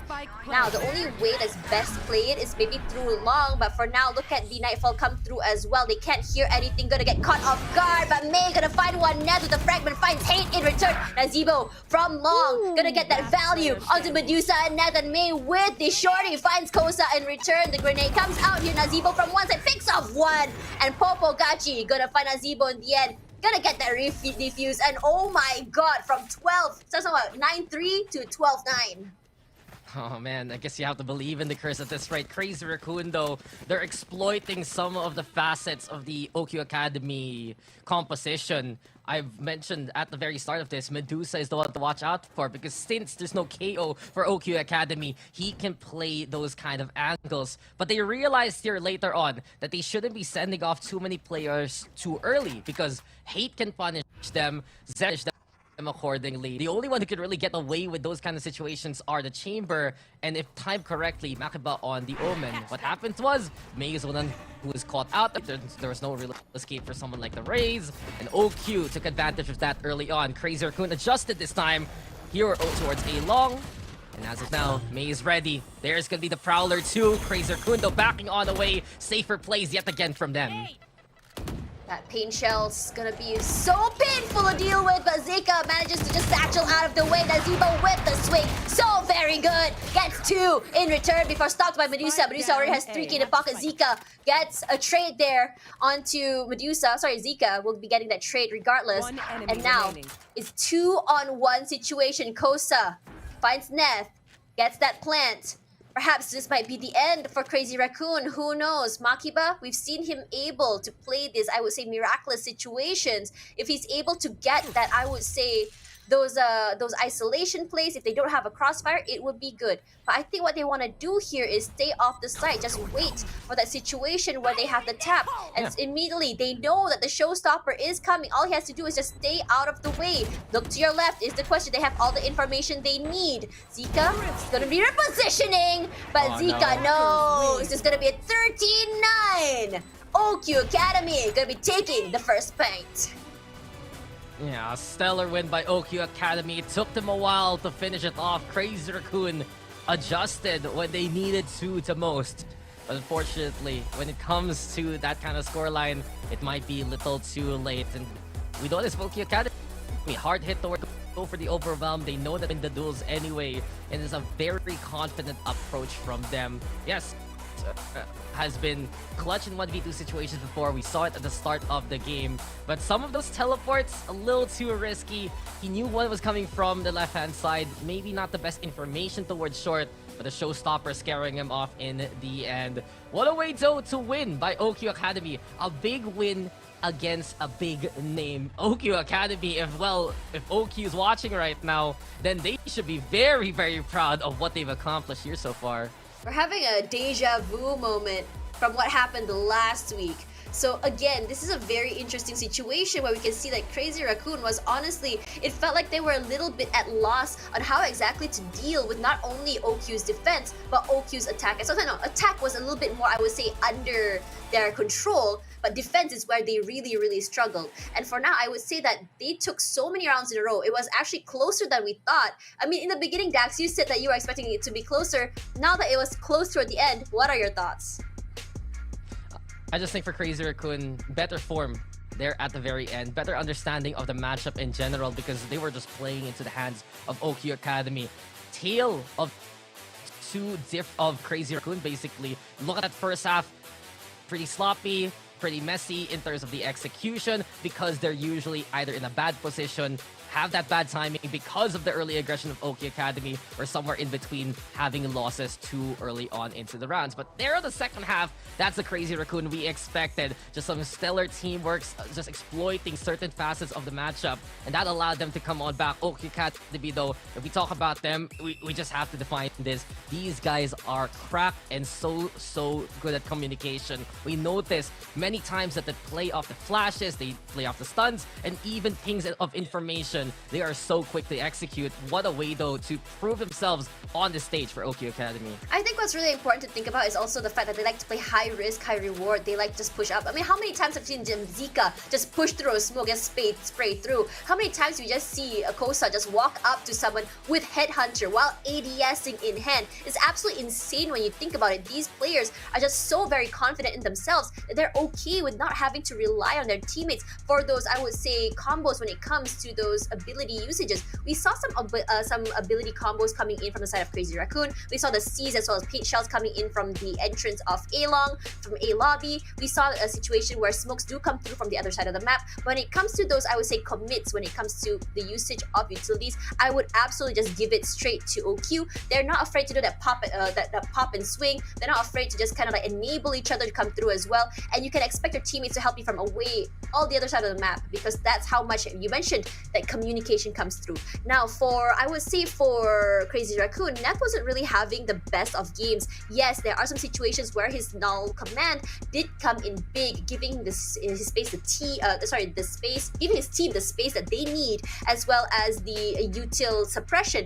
But at the same time, this is why I asked during the game, is this going to be your win condition as you go into every round? And looks like it was, at least for a little while. Regardless, seeing this warm-up coming through for Crazy Raccoon, I'm curious to see how exactly they'll be performing on map number 2. Yeah, well, we'll find out very, very soon. There's still more to go. Can Crazy Raccoon rally or bounce back, or will OQ Academy shock the world and eliminate one of the best teams from Japan? We'll see, though, in just a bit. Dax here with Sash. We'll see you guys in just a bit for more of the ESL Clash of Nations.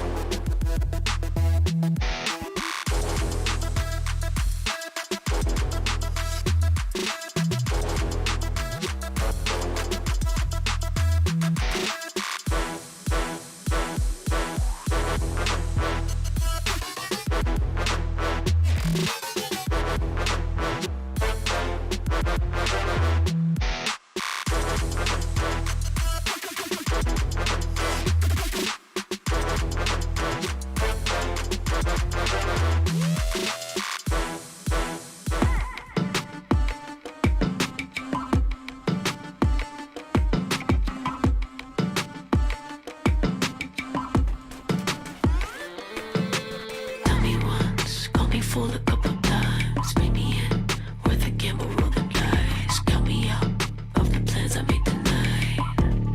Unfinished business on my mind. They look so pretty when they're scared. Cards slipping, they're so unaware. I just kill the enemy, kill the lies, kill the better me, it's a lie. Killing all the noise in my mind. Heavy and hot, revenge, it looks nice. Kill the enemy, kill the lie.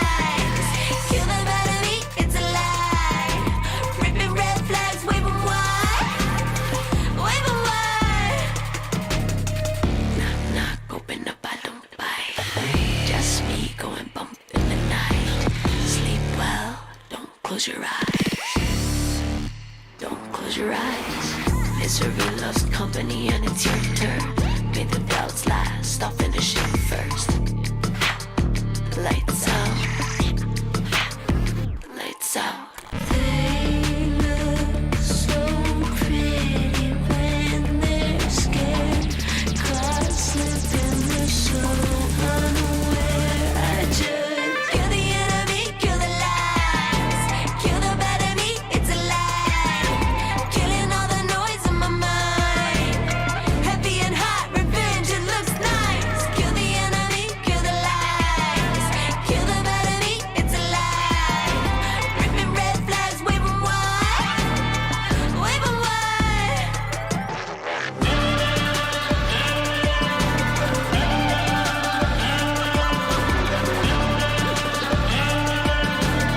Heavy and hot, revenge, it looks nice.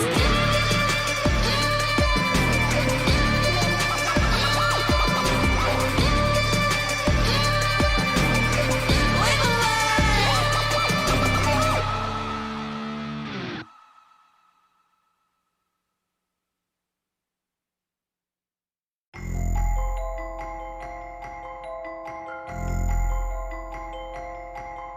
Don't stop now. Girl, you headed to the top now. Imagine rolling with the top down. All the haters wanna chill cause you hot now. Smile and say not now. Yeah, where my queen's at. It's us again like a rematch. Grab your girls, don't detach. We the winning ticket, you just need to scratch. Such a lady, and you honest. You be killing them with kindness. Giving younger ones some guidance. And your grades stay on honest. You should be proud of yourself. Go and smile at yourself. Chin up, chest high, get up, get fly. You so special, you so special. Boom, boom, my sister the coldest. Youngest the oldest, heart so golden. Rolling deep as an ocean. Belly gets swole, creating life we chosen. May have been cracked, never been broken, never been stagnant. Always in motion, can't do folding. The women have stole, we make the world go round. To all the girls in the world, I hope you know you on your way up. Yeah, you got it, you got it. To all the girls in the world, keep shining on your way up. Yeah, you got it, you got it. To all the girls in the world, I hope you know you on your way up.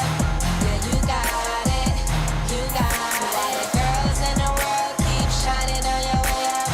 Yeah, you got it, you got it. To all my girls, listen up. You can be anything you want. You can be a doctor, you can be a pilot, you can plan parties, make sure I'm invited. Just work real hard at your job. If you go to school, graduate on top. To my stay-at-home moms or business owners, you the bomb. Life ain't perfect, but it's yours. That makes it worth it even more. You gotta love yourself, of course. Look in the mirror, then applaud. All good days ain't promised, but smile through the problems. You fly regardless, confidence don't leave without it. Boom, boom, my sister the coldest, youngest the oldest, heart so golden, rolling deep as an ocean, belly gets swollen, creating life we chosen. May have been cracked, never been broken, never been stagnant, always in motion, can't do folding, women have spoken. We make the world go round. To all the girls in the world, I hope you know you on your way up. Yeah, you got it, you got it. To all the girls in the world, keep shining on your way up. Yeah, you got it, you got it. To all the girls in the world, I hope you know you on your way up. Yeah, you got it, you got it. To all the girls in the world, keep shining on your way up. Yeah, you got it, you got it. Now I need all my girls to clap and repeat after me. I am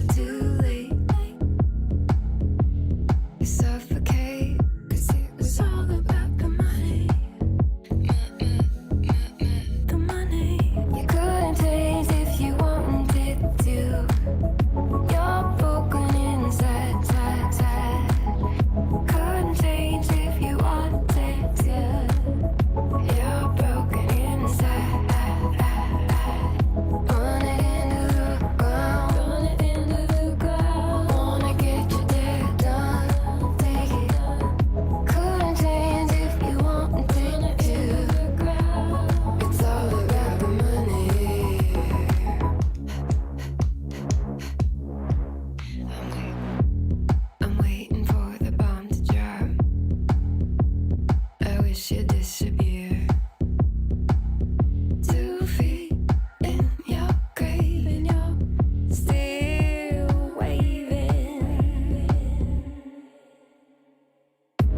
It's all about the money.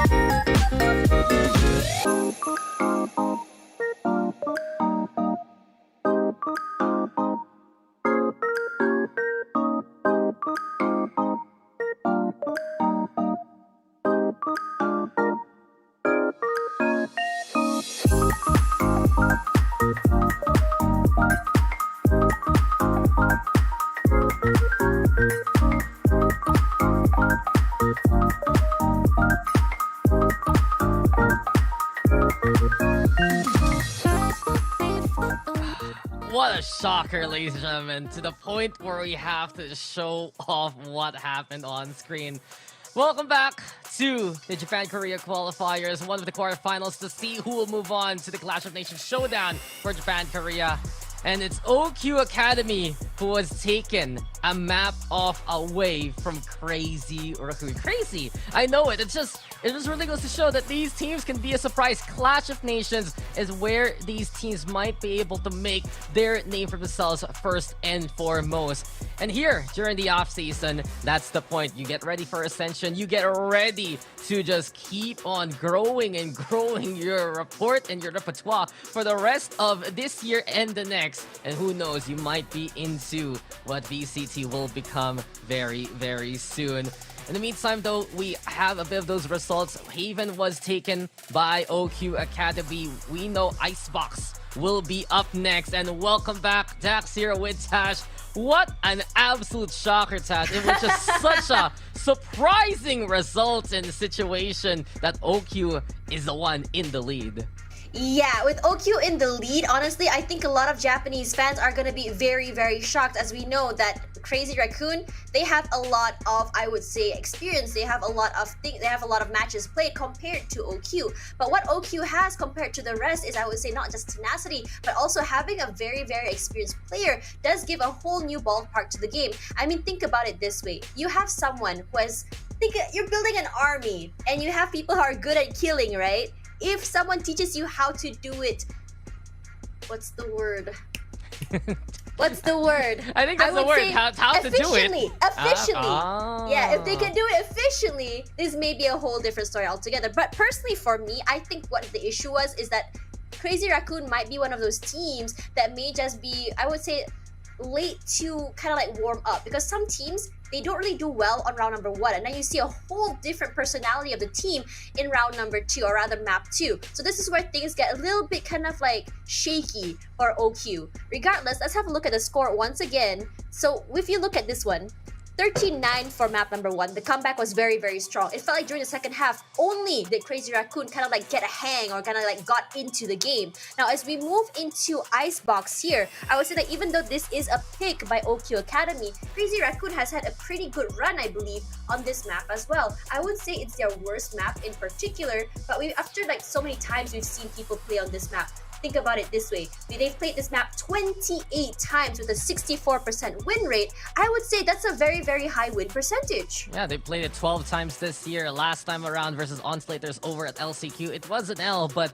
they've had some great success in it for VCT Japan in general. And usually, if I remember correctly, they run a no duelist composition in their most recent run. So for Crazy Raccoon, that might be able to give them the edge as we check out the map selection yet again. OQ Academy is the one who picked up this map, as Tash has mentioned, and it's for good reason. One of the maps that they won against Good 8 Squad in the open qualifier. In this map though, something very interesting happens. You actually swap out who's playing the duelist. So they run Kosa on the Jet instead. Ooh. You put Wix on the Chamber, and Nakshi, or what was his name here in game? Zeka or something Kate? like that? Oh, No, not Zeka. Kate. Zeka. He actually moves over to the Sage role instead. So really Battle for Sage then. OQ Academy, they have so many facets of their game plan, and I really wonder if for Crazy Raccoon, they have realized that the adjustments they did in that second half made sure that they were playing better against OQ Academy, because if they start off the same way that they did a while ago on Haven,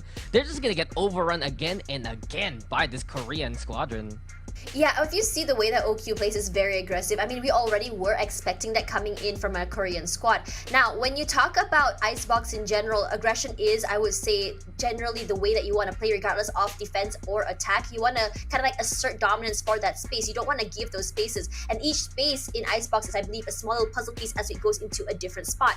Now, how exactly or what exactly is the idea here? What I'm guessing is because of the swap of the players, is that we can see a sort of like a Jing-like a situation perhaps with the Sage. I mean, we've seen that he actually lands his shots and he can get a little bit of very, very aggressive, I would say, off angles, and it's great in like gun rounds as well to use those the wall for post-plant situations. And we're going to be seeing here Medusa and Zika going to be running the Sage, so I can expect very, very aggressive Sages from both ends here, and we're going to be seeing both with Chambers as well. Now, what's really exciting seeing this as well is almost a mirror match if you think about it. The difference here is, I would say, the KO as well. I'm not sure as to what they're having on the other Jet. team. We have to wait for it again. And Jet, yes. Yeah, no duelist versus with a duelist. I mean, we've seen no duelist comps on this map, haven't we? That's the thing. Icebox, you can run the no duelist, you can run the single duelist. They're both very effective. They used to run double duelist as well way back when, but with, of course, the advent of Chamber, why not just play Chamber over anything else? Viper, a must pick as per usual on Icebox. I mentioned some of the role swaps there for OQ Gaming, but when you look at Crazy Raccoon, you mentioned it, Medusa is the one who moves over to the stage. I think that puts May on the Chamber role. So a little bit of that variance as we get into the game yet again. For Crazy Raccoon, first time they're playing Icebox here in this tournament. So that might mean, in terms of officials, this is the first time this 5 play this style, but the same comp that they have run again and again for the past few months. It will be them on the defense first and foremost, which they did better in that last game in. So we'll see now as OQ starts off through middle. May though finds Zeka. That's so dangerous from OQ to start off with. May has been phenomenal with those early taps. It's gonna be 4 for May already. They already know where Hate is. Probably have heard all of the footsteps here. Medusa coming out forward, wants to land those shots. 21 HP left, but they're coming in from all areas, giving May the ace and the first one of the day. Yeah, just a little too ambitious from OQ Academy. They fly and they try, but they will just be denied by May, who was prepared for them. Crazy Raccoon, off the good start, puts him halfway for the Tour de Force. If he places correctly, he might even be able to get it by round 3. And look at this, he already invests into a rifle, has the full armor even. May is gonna be a powerhouse, and for OQ Academy, avoiding this Chamber is a good call in their, well, in the second round. Honestly, really love the aggression coming in from Crazy Raccoon here, wanting to assert dominance or at least try and get that space early before they come through. We saw that they actually used 2 utilities very, very early, just on the knife and the Sova Recon onto, I would say, the belt area, onto Catwalk actually.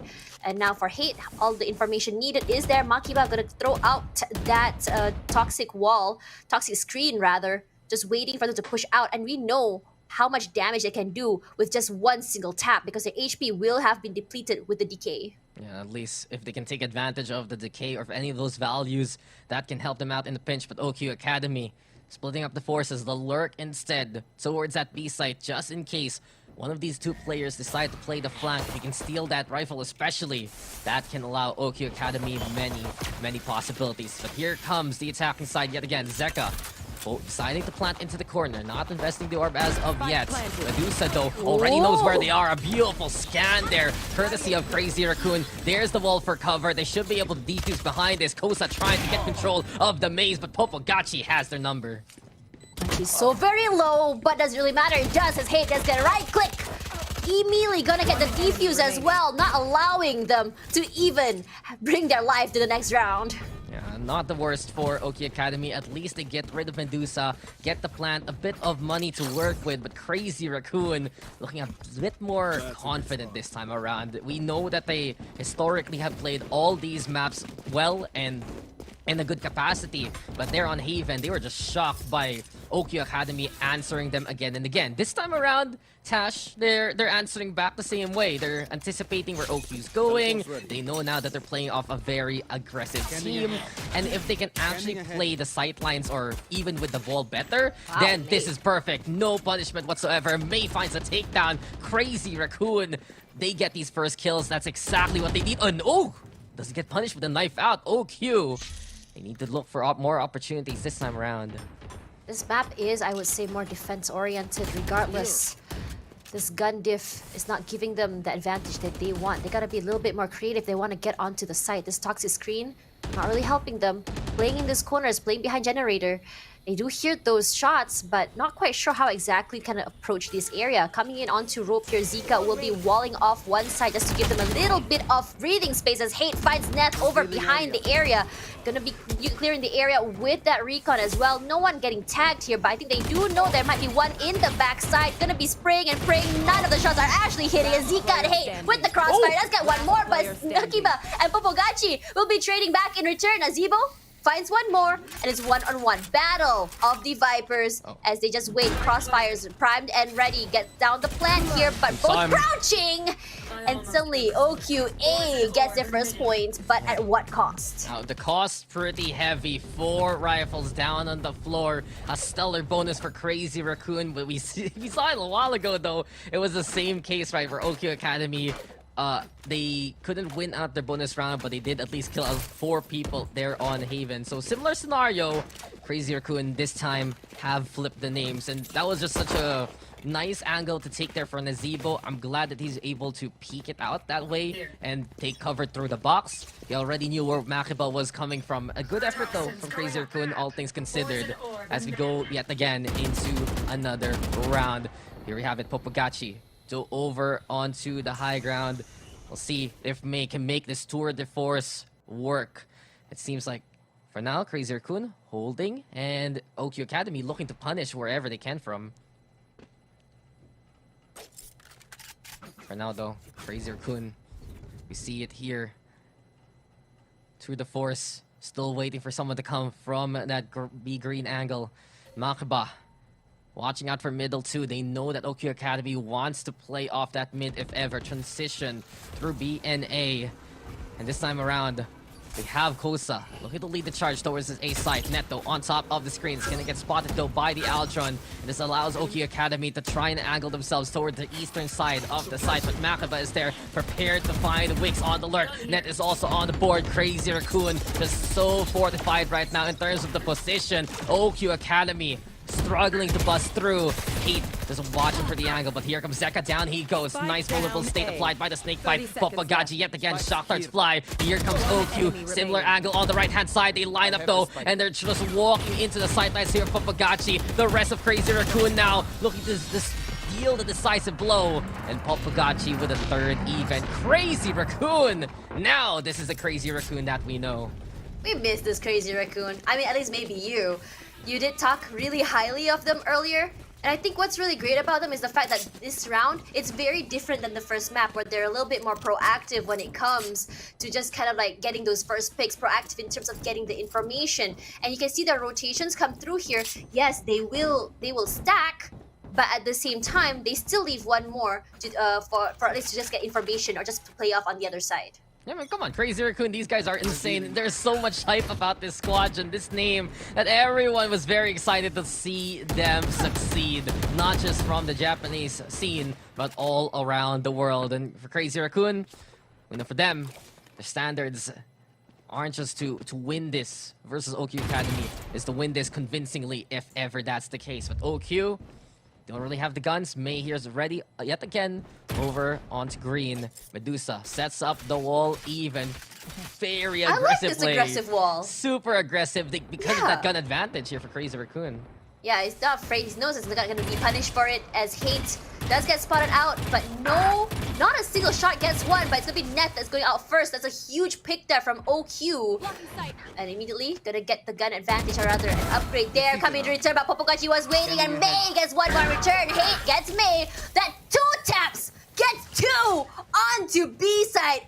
Absolutely huge as the rotations are all gonna be coming through. But look at where their Sage is. They're not kind of like getting that rotate just yet. Gets the revive onto the Zebo, but doesn't really matter as Popogachi picks off one, but Wix not allowing more to happen. Now, OQ Academy, some great map control. Crazy Raccoon, unfortunately, they lose control of mid, and OQ Academy is happy to oblige. I was gonna say a while ago, Popogachi very strong on that rafters position, but yet again, OQ, the aggressive angle to actually move forward. Now they're trying to do the same thing again, this time against the Sage. No one's watching Kitchen. He's all alone. Medusa actually going to be peeking it out here, forcing Wix to back on away. No headhunter bullets. It's only a classic, but Wix is just buying time here for OQ Academy. A stellar showing here with the pistols. We believe that was Hate, right, who opened it up towards that B site. Give OQ Academy a chance to get the plant. And since they already got that kitchen control, they are able to take this round win and steal it away from Crazy Raccoon.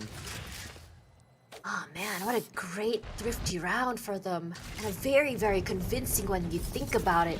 It's all about that area control for this map, and OQ, you really, really know how to just take it away. Just be patient, wait for the over-aggression to come through. That's usually the case when you have a little bit of a gun dip. You tend to keep being a little bit more aggressive. And we've seen those punishers come through over and over again, and Hate with those 1 taps. I think he got 2 or 3 with just the Sheriff. And I think that's phenomenal value for him as they go into this round. Now, as I think the values are equalized, this is where Crazy Raccoon has to get the value again. Their economy not doing so great. Crazy Raccoon, they need to be very stable on this defense. They can't just be over ambitious against OQ Academy. Punished before, but this time around, Makba getting ready now near the default. Whoever peeks first here from OQ gonna be very dangerous. So Kosa decides to get the attention with the tailwind. Now he knows there are 2 people here watching on B side. Does the rest of OQ Academy follow suit? They go for the Aldron to try and buy some space for the Jets. And as it stands, they have the lurk also useful as Wix catches out Ming. A Viper Pit into play. OQ, they're trying to just convince Crazy Raccoon that this is gonna be that B side take. They can go for it. A site is also open and available if need be. But this is OQ right now, backing off away and trying to sell Snake Oil to Crazy Raccoon. But look at where exactly the teleport is for the chamber. It is already set onto A site. We are seeing a few more movements there toward mid site. Kosa just playing inside of the smoke just to at least just buy some time, just to bait it to happen. But it looks like it's a fake on fake. They U-turn one more time, being really, really fast. But that wall is gonna be in Medusa's favor. Catches Kosa and Zika. Hate stops that from happening one more time. Popogachi, Makiba gets 1 each. And Popogachi coming in for the mid site. They know exactly where Wix is, how exactly gonna be playing this. They had all the information. They know that he was actually lurking onto A. They thought they would bamboozle Crazy Raccoon, but OQ Academy a little too ambitious in that round. With the Jet just floating up there as Popogachi cleans up house and gives another one to Crazy Raccoon. I think that was the biggest mistake. If they just held their intentions, if they were just able to hide on the inside and basically get that spike plant in a more unknown position, Medusa might not have caught it, but since Kosa was lifted up, trying to peek over onto that B side, trying to find the angle if anyone's playing towards the middle instead, then that was their folly. I can't blame for OQ though. It could have really worked because they already got that A side control. They could have forced the rest of Crazy Raccoon to over-rotate and get more of that attention. But that's the discipline that Crazy Raccoon has, and they're in the lead because of it. Medusa was going 300 IQ just now with that wall. It was a lot of value. Honestly, I wanted to laugh. Because getting us caught off guard, you weren't expecting it to happen. Regardless, Popogachi getting Wix in mid-side here. They want to establish that mid-control, not allowing them to come up forward. But Popogachi, here's the footsteps come through. That's 2 in his pocket, even though he pushes out. But look at Zika as well. Finds another Viper in return as May. This off angle is huge if he's able to land those shots. He knows that he has a gun advantage, but he does have the knives in return. Kosa repositioning himself try to get that tap onto Mei in return. I would say that for Kosa, as the Jet, has been really great at just taking up the space, just really great at becoming the distraction, allowing his team to just kind of move freely between A and B side. Yeah, and come on, we talked about how mid control has been so important for OK Academy, more so than many teams, but the punishment of overextensions for both sides, that's one thing to watch out for these numbers. Now then, Hunter's Fury is the called wall, allows him to just plant over onto the corner and put it down. But as it stands, my Medusa God! just comes in and gets 3. It's What a a flank from firing- Crazy Raccoon. You mentioned it, Tash. Firing Reg, nowhere to squad. escape. Yeah. Yeah. I would say that seeing Medusa on a stage is a whole nother ballpark. Seeing how he played in map number 1. Medusa was just holding corners, holding angles, not really rotating around. But Medusa on a stage, it's like he knows this map like the back of his hand. He's rotating all over the place. He can play off angles, he can take up space, he can play defensively or aggressively, he can even lurk. I mean, he was the star of Crazy Raccoon before. Made that jump to reject, but now he's back to perhaps what he can call home. And what is still a showing from Crazy Raccoon this time around. Refusing to budge and keeping the lead away from OQ Academy. This time though, the attacking side moving towards B side, sheriffs in hand. We know they can get some good one-taps. We've seen it before. And Crazy Raccoon respecting the opposition this time around, backing away. A lot more different from what we've seen in the previous eco round of OQ. This Viper wall has been very annoying for Crazy Raccoon to work with when you think about it. Having to push forward here, but in a lot of situations they're not afraid to spray through. They're not afraid to use the utilities to their advantage. Just kind of like commit through it. You see the wall immediately shot through right now. They're just really trying to commit to it. Neth gonna find Zika through that with the fragment. That's been huge. Neth gonna just use that knife, get some information. Bakiba immediately gonna just zone onto Hate. Playing inside of smokes here, Kosa tries to get a tap through it as Papogachi and Mei get one more each. Mei is trying to go for the flank here, trying to pincer Kosa in one different area. They have all the information they need. It's gonna be flawless for them as they go to a 6-2. Yeah, just Crazy Raccoon showing some strong tenets from that round. First things first, they've been very effective at hitting the default plant spot whenever they need to do so. They even it's even a prevention of retake. It prevents the post plant from even happening. And the second one is they're basically shutting down OQ Academy and their entry potential. Biggest difference, no duelist versus one duelist. And you're expecting someone like Kosa to make that space, to go in, to maybe get a frag or two, but he's just been shut down again and again by the likes of Gachi, by the likes of Mei, and especially Medusa when he comes in later. Crazy Raccoon has been very efficient on this defensive comp right now, and in all honesty, the round that we saw OQ Academy take when Crazy Raccoon overextended, even with the wall, that was a good punish. This time around, they understand what they can get away with, and Crazy Raccoon, they respect OQ, but they're not pushing past any of these limits right now. Usually we see Hunter's Fury used more for the post-plant situations, not allowing post-plant, deny the plant. But I'm really liking this aggressive situations on how they use that.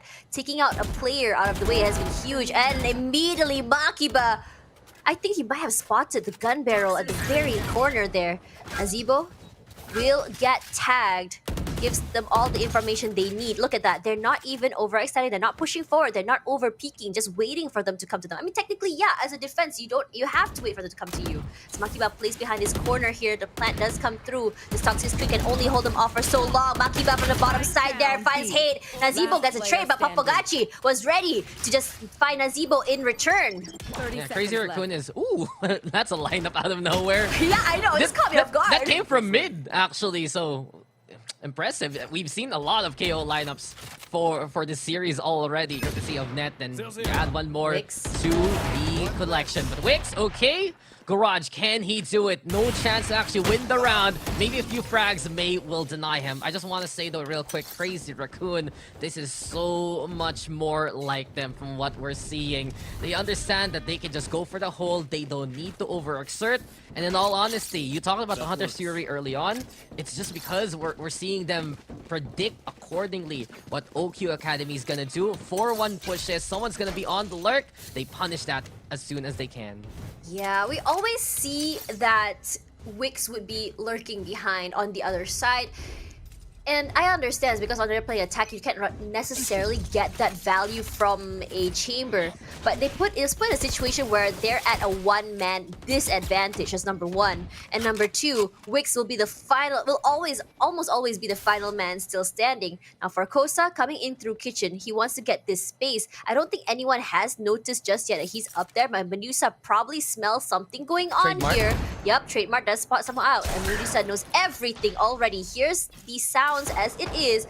Now, for this, smoke in the middle might be a whole different story, but I think for Hate, it's gonna be going through a different play altogether. I'm worried for Makaba though. Nazeebo actually sneaking in, and he's getting away from all these patrols. Makaba searching for a target. Nazeebo's trying to get on the way, and they Surprise, see though. each other at the very corner. Nazeebo, at least still alive to fight, and Oh my will God, he actually still did win it. He did it. He got it. So this is gonna be a chance for OQ Academy. But have I spoken too soon? May finds Wix on that lurk. Now OQ Academy moves towards that B side. Here we go yet again. They can get the plant down, but Crazy Raccoon, the null command is available for the retake if ever. Also know that that revive will be coming through. It's gonna be Makiba behind that wall. Immediately gonna through the toxic screen. Zika does find a wall bang onto Popogachi here. As Medusa try to go flanking onto the other way. Waiting for the teammates instead. Really liking that they're waiting to play together instead of going in one by one. But Viper's Pit will be expended just to give them a little bit more space. And surprise! Straight in the face! Makiba finds Nazeebo. Gonna just be tapping this through. Spots out one more. Medusa already with two and Makiba with one more as well. Hate from outside, jump shot from May, not happening this time round as DK comes through. Hate not able to do anything against Crazy Raccoon. Yeah, and then there you go. They're gonna give the point to Medusa, who just resurrected someone in the round. Crazy Raccoon. I got a little worried when Medusa lifted Makaba up. He was like, hey, what's happening? But I get the intention. They know that outside the pit, that's where the last player of OQ Academy was. If Wix actually just ran in and there was no wall, he might have actually gotten a shot or two to kill the diffuser. But at the very end, Crazy Raccoon, yet again, they stay stable. I think that's one of the most important parts right now. I mentioned in the first game that there have been series in international competition especially that Crazy Raccoon has lost in lopsided manners. But in that first map, they got that recovery. In the second half, we're seeing it right now that they're giving OQ Academy a taste of their own medicine. And that's one thing that Crazy Raccoon can really do. Keep their cool, know that the series isn't over as of yet. There's still much more to play for. And you can see that they're taking advantage of, I'd say, mental resilience right now, keeping them in a good spot for this second map. For now, May, phenomenal big hit there as the opening as Medusa gets Wix in return. Medusa in this particular map has just been absolutely phenomenal when it comes to those multiple frags, when it comes to taking up space and playing very, very aggressive with the Sage. We were expecting a battle Sage in terms of off-angle walls, but how exactly he uses it is to deny plants coming through as well. And I'm really liking how he uses it for the revive and also very, very aggressive walls I think more aggressive corners just to give them that early information. Regardless, May already with two, been phenomenal with that, I'd say, reposition, and he's not going to be stopping anytime soon. Spike is still very much with them, and Zika gets one more. May with three, make it four! And this round alone, May single-handedly, well, almost single-handedly, has held down the site by himself. I mean, he held down his site by himself. The other kill was over at A site, right? So it's just par for the course. You get four, you basically stop the push completely. Courtesy of OQ Academy. May doing so much better this time around on this chamber. I think it's not because he was off on the race a while ago. It really was just Crazy Raccoon too ambitious in that first map. This time around, safer angles. They know what they can get away with. The operator punishing OQ Academy going out in the open like that. And that's what Crazy Raccoon has been able to use. There you go though. Perfect utility of the KO abilities also. 0 points shuts down the Jet from going even further than that. Crazy Raccoon getting two, forces out the resurrection. And it's just Crazy Raccoon now happy to play aggressively. Popogachi in enemy territory. Hate will spot him. And it will be the demise of one more here for Crazy Raccoon. Man, what a great opening. Two down and a revive as well. Now, in a 3-on-4, it's not necessarily the worst situation you can have, but when one of your players are just so very low, it's gonna be a problem. Medusa just waiting, buying for time, knows that he's not gonna get at least scanned from the area. Wix does find Medusa though. A little bit too, I would say, over-ambitious to be hiding in plain sight as Neth finds Zeka. And for now, on the backside, May not able to do more damage. Neth from the bottom side switches up to that. Gonna just be doing a pop flash coming through just to kind of buy himself some time and some space. They know where exactly he is. Makiba from the other end here. They don't know that he's on the other side, but surprise from the top side here too for Wix. What a clutch! What a movement there from Wix. I was worried for Crazy Raccoon. I saw where the Viper was looking at towards the maze instead, thinking that he wrapped around, but there you go again. OQ Academy, the most direct path is the easiest to answer. Waited out those flashes, some stellar movement to win it out, and I think at the very end of the second half, of the first half rather, Crazy Raccoon's gonna be happy about that 9-3. They have to realize if they're a little too aggressive against OQ Academy, it can blow up in their faces. Still though, it's a 6-round gap. Now then, Tash, second time we gotta ask, 9-3 curse gonna happen or not? It almost happened in round 1. So, Yeah. you know, I Will it believe almost that happen again? unicorns exist. Oh, I see. Well, I can't really say much about that on stream, but anyway, we got OQ Academy getting the first kill. Hate has been stellar with the pistols so far. And for Crazy Raccoon, the attacking side is where they need to prove themselves here. Tash struggles there on Haven. They couldn't really find something convincing there in that first map. This time around, they're trying to find which site that they can go for in the long run, and Net forces Kosa to back on the way. But beyond that, still not the best pressure here from Crazy Raccoon, trying to play a bit of defaults instead. They're really taking the time this time. It's very different than the previous rounds. How exactly they want to approach this. But Nazeebo, just going to be repositioning himself to the backside here. I think the idea is just to stay alive while his teammates come through. Orb going to be coming up. I think they know that there's no one on A side, so it's the safe bet is that they're going to be here. Neth going to immediately get Nazeebo despite the advantage of first contact there. A little bit unfortunate, but that wall going to be providing the space that they need as Hate wants to push out forward. This wall may have saved his life there. They spot out a gun barrel. It's going to be 2. Then the suppression comes through. Hate still gets Medusa in the end. The decay and suppression is not doing him any favors. So you can see there that there's a little bit of a gap just to kind of give them an idea what exactly is happening on their side. I'm watching the utilities over Crazy Raccoon. They have the shock bolts available if ever. They still have the Viper alive. Or are they just gonna go for the lobs? Well, the OQ are doing it even better. They're clearing out whoever they can. Take down Crazy Raccoon one by one. And OQ Academy takes the pistol here in the second half. You get the intention of Crazy Raccoon. They knew they were down a man. Perhaps if they play away and get a more fortified location, could have been better for them in that round. But OQ Academy, the early punish, the first blood, it's such a big factor right now for this matchup because whoever gets that first pick has such a big advantage. I mean, it's very apparent, right? 5v4. But in terms of this matchup alone, OQ is able to play even more so aggressive. And for Crazy Raccoon, if they get that first pick, their execute is a lot stronger. Also, I just really want to say that for CR, they weren't really proactive in taking the back of sites when it came to after the plant. They were just holding their little area. And that resulted in OQ able to just kind of like come onto the site and just take up that space back in return. Sprays coming through from Nazeebo. They do have the gun advantage. So just gonna wrap around on the other side. Medusa just playing ring around the rosy here. And Nazeebo is just like, I'm not gonna be dealing with this.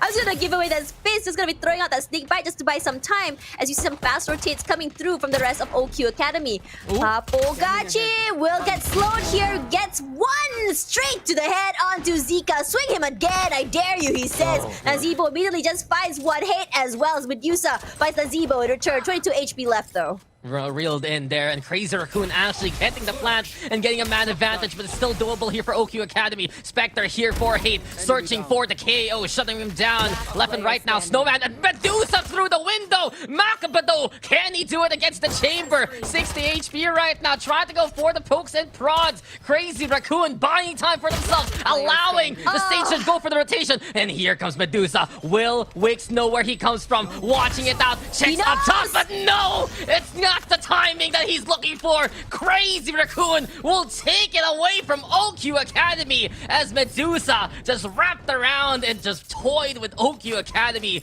through crevices and openings. Medusa, what a fitting name.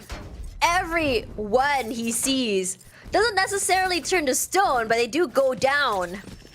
Similar punishment, I would say, but it's just phenomenal on how exactly he navigates through the space. Map awareness, very, very good. How he plays, how he holds an area, and he's okay with playing retakes with his team. Now, this time around, they're gonna be hitting onto A side. Look at this double utility. Even though they don't get a scan, they still get the suppress. So I gotta figure out whether you want to get rid of the recon or if you want to get rid of the KO knife. What do you remove? That's the question. Intel will come for Crazy Raccoon either way. And look at them also play the backline if ever. Wicks though, good shots. Treats for now as May will fall. Crazy Raccoon, they still have the angle to actually push this out. Medusa though, puts up a wall here. Trying to lift up with it, and Popagachi will punish him. So Crazy Raccoon, bit by bit, getting these takedowns. They realize that OQ has fortified this B site, but since you're running no duelist anyway here, Tash, since you're already in position, the only real answer is to go, and Crazy Raccoon, they have gone and taken the round. Okay, so if you could nominate the duelist role for one person in Crazy Raccoon, who would it be? It's usually one of the initiators, in all honesty. Someone needs to lead. I give it to Medusa right now. You give it to Medusa? I give it to Medusa. I get it too, in all honesty. Well, I said it's like, usually he's one of the initiators, but it makes sense. Battle Sage, and have you seen how far he's able to push? Have you seen how far he's able to outplay OQ Academy with his movement? I understand that his wall was pretty dicey too. I think he was either thinking of lifting someone up or himself up. And what happened was he lifted up Hate there, just like, oh, hello, Popagachi. Surprise! You see this guy, Popagachi? I got you, fam, and there you have it. This is so good at enabling the team, honestly, when you think about it. As for Zika, it felt like he wasn't able to play how he wants to because of how the mechanics of how he plays his Sage. It's a little bit more defensive compared to what we see from Medusa. That fragment will just clear out the angle, just gonna be walking toward the corner. That Azebo finds Popagachi, revive coming through for May. What a great situation there for them, giving them the man advantage once again. Now Kosa still holding on the angles. And I feel sorry for Kosa just now. He's in a situation where he wants to kind of like take space, wants to play aggressive, but his dash has not been able to play aggressively because of the sheer number of people sent out toward his area whenever they push out. It's very rare that they just pick one-on-one. I mean, I agree with that, but also you have to take notice that Crazy Raccoon, with that KO, it's just been such a big detriment to whatever Kosa wants to do in the first place. Finally, though, we say his name, and he gets a frag net with the find. May is going to be there too, and Crazy Raccoon, after expending the Resurrection, are able to even up the numbers. Spike's not planted. A flank here from Hate to try and get the angle off. May's watching. May, but May's watching, doesn't matter. Hate's just filling him with lead yet again. Medusa now, the one to take that position. The Owl Drone spots him out, the Recon Bolt even to get that intel. And over at the Snowband, OQ Academy trying to set up their stage, and Zeka is there. There we have the flash though, and oh no, it just doesn't work for them. OQ Academy, they're just pinching Crazy Raccoon from every single angle they can. They break the wall. Necto gets the two he needs, maybe a third even, but he can't find it, as Zeka at least will prevent the collapse of OQ Academy. 11-5, still alive for OQ. Man, what a round. Almost a clutch, honestly, when you think about it. So Hates, I would say the rotation, the lurk has just been so good. Pincers the team. Suddenly you see them not able to move all over the place, able to get these isolates. Hate has been phenomenal for OQ, but for Popagachi, he's just been really good at catching people in the mid rotations, in those situations where with the Hunter's Fury, he's able to get one or two every single round. But I have to say, just now, probably the biggest mistake they had was just not stationing. It was not a mistake, but rather it's just that they weren't able to get that shot onto Hate, and suddenly everything went downhill from there. Sometimes you just need to get that big shot on to win it anyway. It's a crucial location. 50-50 for good reason, but here we go now. Popagachi, Hunter's Fury, trying to find the target or two. We already see Zeka though holding closer, and OQ Academy They avoided the bolts, and they're gonna be punished. They're gonna be rewarded rather for it with the first takedown. Medusa though winning it out versus Hate in an elongated battle. Now he moves toward that B side. He called him the duelist for Crazy Raccoon. I see it truly as the slow orb is thrown even. Makaba though and the rest of Crazy Raccoon tried to play out that green box to look to push towards B. It's 4v4 for now though. Tash and Kitchen Control might be vied for even by the attack. Yeah, Medusa playing this corner. They do hear the footsteps come through as well with this double! Gets a trade, gets a revive as well. Very, very worth it. Here comes the null command as well. Neff gonna be planting here as Wix no information to play with. Despite him shooting over and over, finally finds Neff in return, but it's honestly the KO. But look at that, it's a firing squad from so many different angles. Very clean as suddenly OQ Academy going down to 6. Is this another comeback that we saw from round number 1? Come on, it's possible. It's always a possibility. OQ Academy, they just catch Crazy Raccoon there. They expected that it would have been a B take. They brought out the operator from Wix, and from that point on, since Crazy Raccoon couldn't actually get that kind of information, it was just a victory yet again for the Korean squad. I gotta say, OQ Academy, overall, impressive in their run versus Crazy Raccoon. Yes, Crazy Raccoon is just 2 away from this victory, but OQ has made these retakes work very well. Can Crazy Raccoon continue on? I'm watching for them is how are they actually gonna make do when they lose a member early? How can Crazy Raccoon recover when they're down a man? Well, they have to find out and figure it out sooner or later if they want to win this map. A site, at least gonna be a little bit harder to take from main. Can still come in through mid if they want to, but they can choose to challenge it as well. Oh no, not this Viper's Pit. This is a very, very annoying Viper's Pit to navigate through. Now, they are looking to actually navigate through. They know that Nazeebo is going to be inside there somewhere. Zika, Neff gets 1 each. Good trade. But Nazeebo is just kind of moving in and out of the pit just to give himself some space. Keep them guessing is how exactly you want to play a Viper. Popogachi here, what he has, switches out the gun. And that suppress will at least give them an idea that there is a snake inside of the pit. But no clue where exactly it's going to be. But Kosa finds Makiba. Surprise! Should probably look up next time. Unfortunate. You just don't expect the Jet to do that in that situation. 30 there seconds is a possibility, but hey, OQ Academy, they get away with it. Crazy Raccoon now, since they know the B green is dangerous territory, they go through the middle instead. They might just try to circumvent the Viper's Pit there set up by OQ Academy. It looks like that's gonna be the plan, but look who's waiting. Hates man. over onto the corner. May will catch him in the act though and respond. Popogachi also on top of the staircase. Popogachi trying to get the second one. It's 2v1 though, as now it's all up to May. Has enough time to plant it. A stellar shot and a crucial kill onto Nazeebo. It's 1v1. The headhunter versus the rifle, but May lines it up perfectly. And it's a clutch for Crazy Raccoon.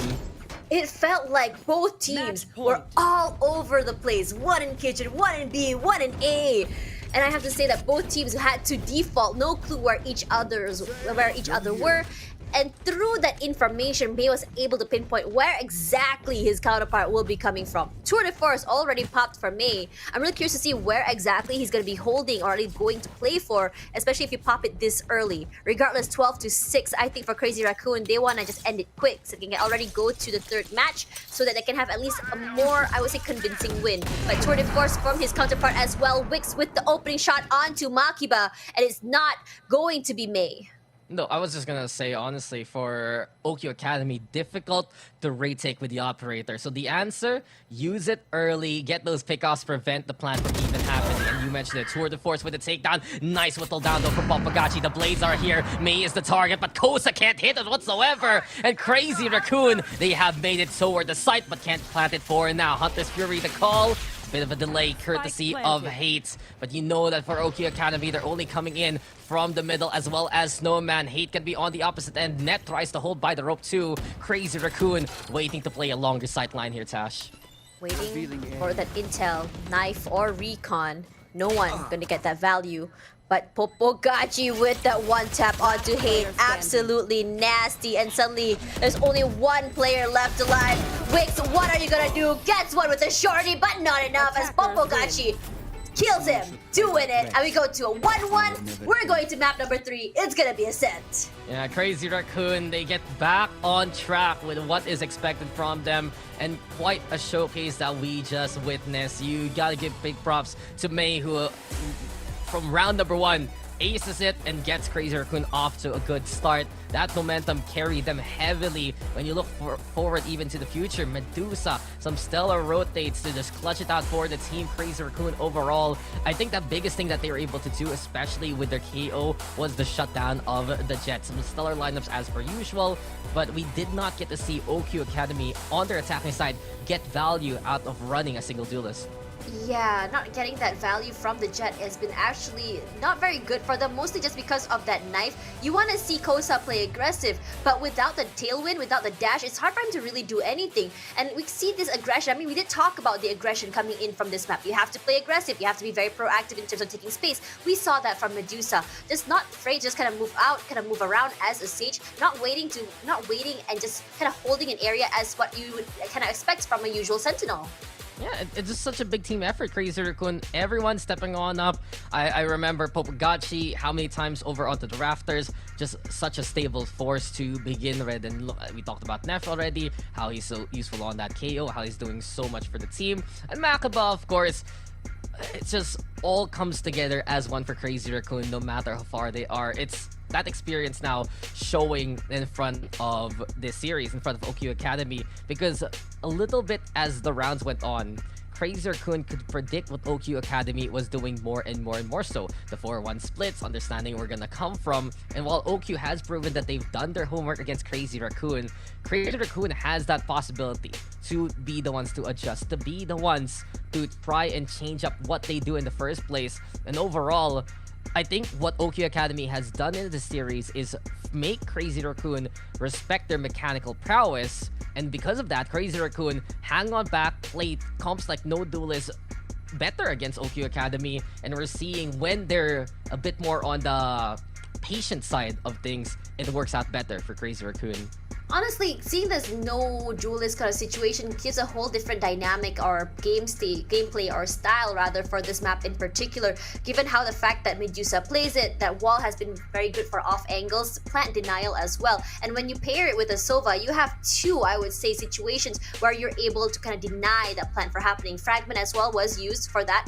And I think in a lot of situations as well, the lineups from both teams for the Vipers have been both quite similar. I mean, I think it's pretty good when you think about it, but I think in coming from the aggression, it's just a little bit more for Crazy Raccoon. And in a lot of situations as well for Crazy Raccoon, we rarely see them play alone. Like for OQ, they're okay to just kind of separate, kind of like get into this 1v1, 1v2s.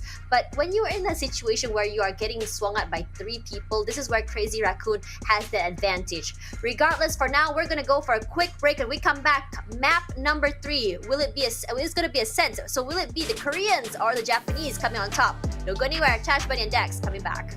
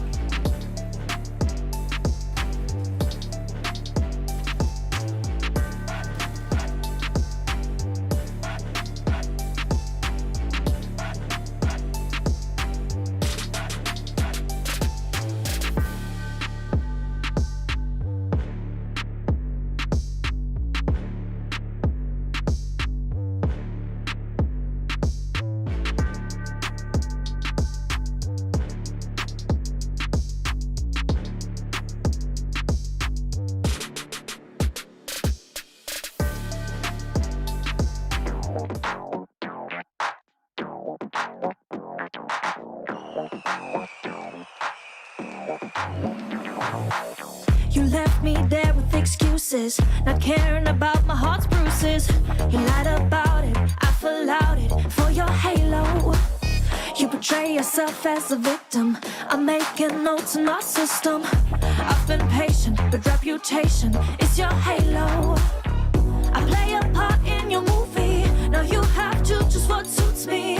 You deserve it.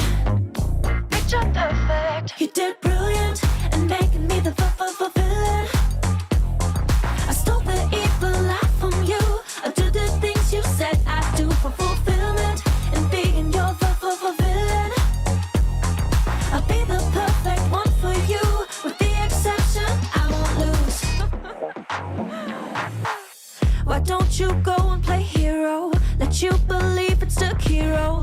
I was elected and I accepted. It's my game now. You don't worry about your kingdom. Overconfidence is a symptom. You won't expect what you'll get back. It's my game now. I play a part in your movie. Now you have to choose what suits me. You deserve it. Picture perfect. You did brilliant in making me the villain.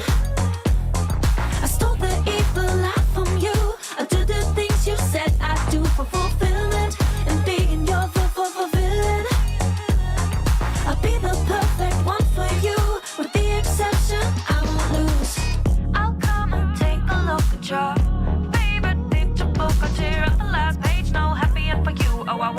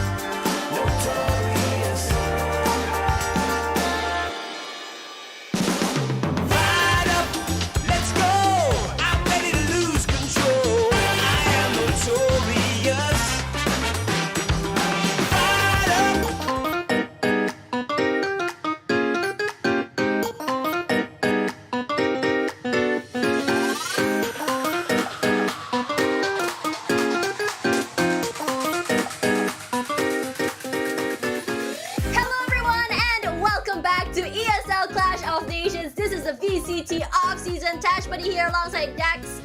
And we have seen a 1-1. Isn't it interesting when we think about it? Because we thought that OQ would be like, oh man, Crazy Raccoon is just gonna dominate the game. But OQ was like, nah, son, we're gonna bring them to map number 3. It's gonna be Ascent. Yeah, OQ Academy has been quite the wonder to watch out for, but then you look at Crazy Raccoon and you expect great things from them. We will check out though how this series has already aligned itself. And to the surprise of that first map, that 13-9 thanks to OQ Academy, big lead in that first half, continue on into the second. Second map though, a little bit different. It was Crazy Raccoon who took control of the map and ended up with a 13-6 scoreline instead. Now we go into Ascent, a map pick yet again that has been played before by OQ Academy, a map pick that has been played a lot by Crazy Raccoon in their history. 47 times. So you know, any thoughts here, Tash? Because in all honesty, there's a chance still for OQ Academy after that first map win, but Crazy Raccoon, they're looking back into form after that blunder at the start. Personally, I think the defense is, I would say, a little bit easier on the side compared to attack, especially as you come onto the site. There's a lot to clear out, especially as you go into a chokehold sort of situation on Ascent. Now, if you look at how exactly these games were played earlier, it felt like for chokehold situations, Crazy Raccoon were able to establish dominance on those areas a little bit better than what OQ was able to do. Now, but the thing is, like, right now, all we can do is just play on, I would say, numbers, right? And if you look at the most played comp here by Crazy Raccoon, for that map in particular, it involves a Cypher. And I know that Cypher right now, at least before the changes that's about to happen, doesn't necessarily get picked for tournaments. I mean, well, there is a chance though. I really want them to do it though. I really want to. There's always a chance. In all honesty, right now, while you were discussing a few possibilities, I was looking into a bit more of the stats here for OQ Academy, and in all honesty, apparently there's much more than meets the eye for them. Nazebo, he has played for Mara Gaming for quite a while. Damwon Gaming even, we might have seen him in the LCQ last year for Damwon actually. And then you look at Hate, of course, which is 3 Damwon. He also played in Detonation Gaming for quite a while. So there's a bit more than meets the eye for this OQ Academy roster. They're not the freshest faces in the scene, but they are looking to represent under a new name together. Chemistry, of course, is still there. They're playing very well. We've seen their communication has been absolutely on point. So it's just really a byproduct of the Korean side versus a byproduct of the Japanese side. We're getting though into Ascent very, very soon.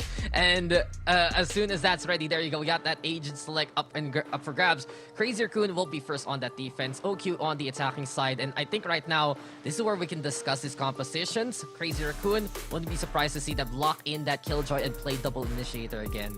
Yeah, I mean, it's not the first time we've seen pro teams decide to just go perhaps no duelist. We've seen Fancy United do it before, and it's been very phenomenal seeing them how they play it. Of course, it's a very, very slow map regardless.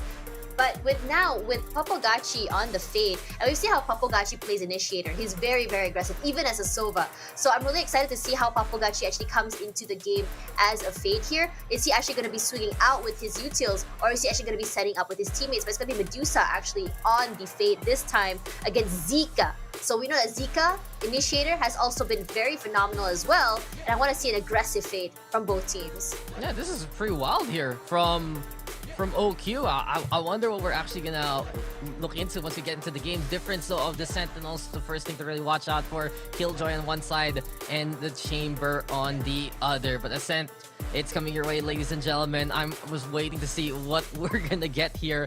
I want to know though who's really on the specific roles right now.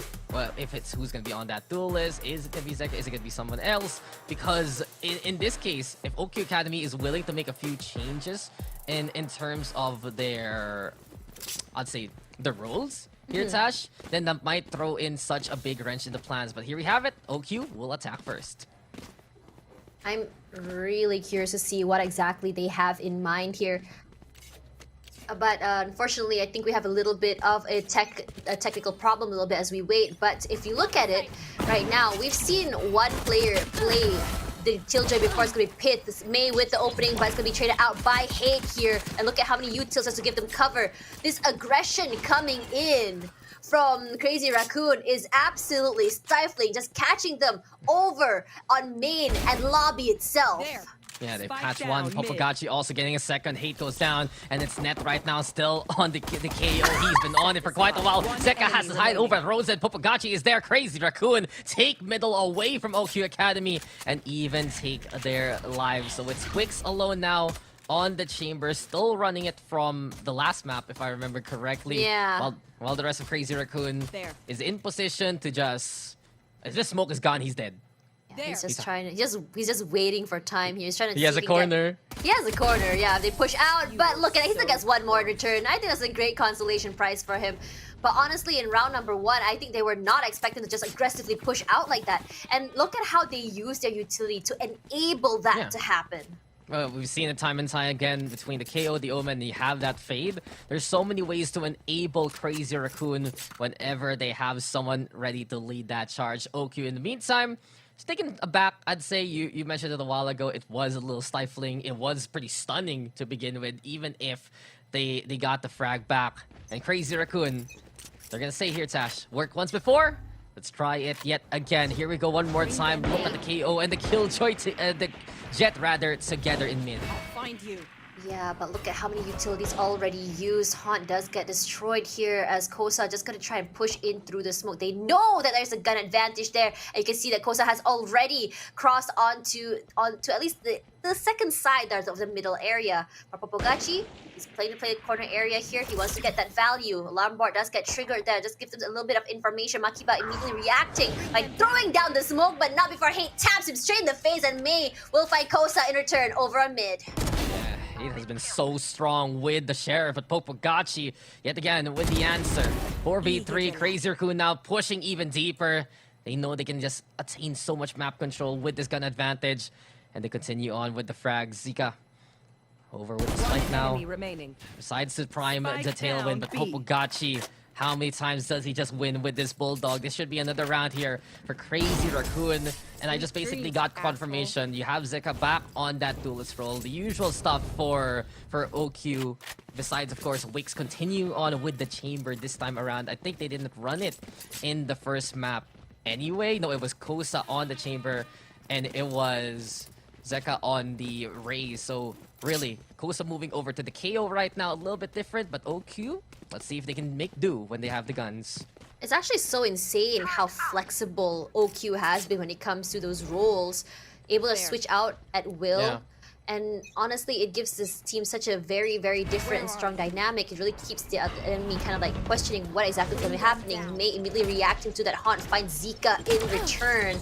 And immediately look at how stifling all of these utilities are coming through. Hate will just punish May for that, thanks to that trademark over there, just slowing him down. And Crazy Raccoon, they need to be careful. Even though they got rid of Zika, OQ can still continue on towards the cubby itself. Medusa now, close hold, pretty smart with the Spectre, gets in the trap through with a turret, tries to go for the run and gun, but the Zebo, stable enough, 8 HP survives left. with 8 HP. Okay, you take those sometimes. When someone runs up to you with an SMG and you survive, you're just like, hey, I got that one. Oh man, Neth from this side here is gonna spot out one at least, but a little bit hard to do anything with the Spectre from that range. Gonna use that fragment just to kind of buy up some information. Oh, it could have been a kill, honestly, if you think about it. Makiba also very low, 6 HP left. That's all that Wix needs. And immediately B side all open and ripe for the taking. And now with only one player left, it's gonna be Neth, and all he has in hand is a Spectre. They can make it expensive, get one more perhaps in return, but look at who already is watching mid here. It's gonna be Nazebo, and with such little HP, maybe he can get the pick and bring a gun to the next round. Yeah, at the very least, maybe Net here can make it more costly versus OQ. Here we go though. Haunt gonna get thrown over to the right-hand side. OQ still stationed with 2 on site. It'll take a bit for the Omen to actually rotate accordingly. So if Net goes now, big chance to actually try and make the 1v2 count. Still, he decides to go towards main instead. Now, no real chance to get the round here. OQ deciding to just convoy away. Is Net gonna go for it? Nah, there's no chance whatsoever. Crazy Raccoon will give it up. They have made the bonus at least decent, getting a few pickoffs, but OQ gets on the board. Oh man, how close it was for OQ. 2 players so very, very low. Almost got 1 player during that that exit rotation out. but he didn't react to it. He doesn't want to give the frag. I think that was the idea. That's why he ran towards CT area just now. Maybe perhaps he got picked and then go down to the spike. That didn't happen. Hate was already primed and ready for him. Heard his footsteps. But for now, as we go into this round, I would say it's a little bit more of an even ground for both teams. And let's see how exactly Crazy Raccoon will be going in for the defense this time. You can see the spike gonna be picked up there. It looks like it might be going toward B. But B side is still where you want to go, and May, despite being ADS, Zeka just jumps out, just smacks him straight in the face. Yeah, still a shot from Zeka to start things off. One thing they have done differently here on Ascent was trade the roles of the KO and the Jets, with Kosa now playing the initiator. So we'll see if OQ Academy can be a bit more potent. They did lose out in their previous matchup here at ESL on this map. They had to go 3 maps there. They have to go 3 maps now. Oh, Wix though man. finds net. OQ just winning out these duels, and Wix does it again. A little bit of magic here from the chamber, and A site's wide open for OQ Academy. Wix has been phenomenal when it comes to those 1v1 situations that I would say those just swing out, find someone in return. Popogachi does find Nazeebo down on mid. That's going to be at least some value regardless. Spike goes down here. When it comes to timing though, do they have enough time? Look at where Crazy Raccoon are. They're just so very far away. I think the idea is to get some picks perhaps. Maybe just play it a little bit more safe. I don't think it's going to be very easy for them a 2-on-4 to get out to site. It's much more valuable for them to at least get the guns to bring onto the next round.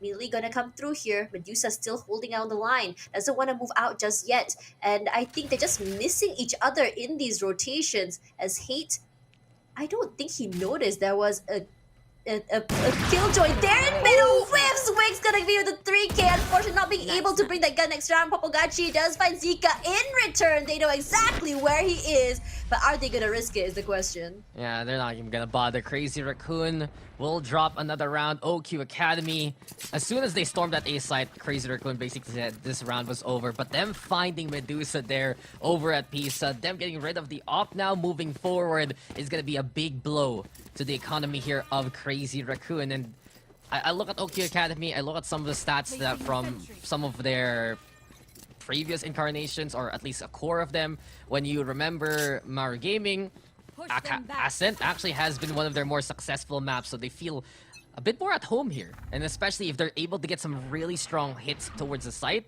I think for OQ Academy, that's what can really propel them over onto this first half. Warning shot, let out. Just to let them know there's at least one here. Hate's gonna at least try and get some information with that Prowler gonna be destroyed. So they know that at least one there. And his teammate didn't even shoot out in return as well. Aunt does go down as well. Immediately gonna be destroyed here. As Zeka trying to find the right angle. It's gonna be dashing straight onto the site. Already taking up that space. But don't know if they cleared out the area where Tree is. That smoke is gonna be phenomenal for them. But the plant does eventually come through here. And coming in from Haven. But look at this with 1v1. Nazeebo gets caught out here by Popogachi once again. And as the smoke subsides, Wix finds May in return. And now they're in trouble because there's so many people primed and ready at the angle.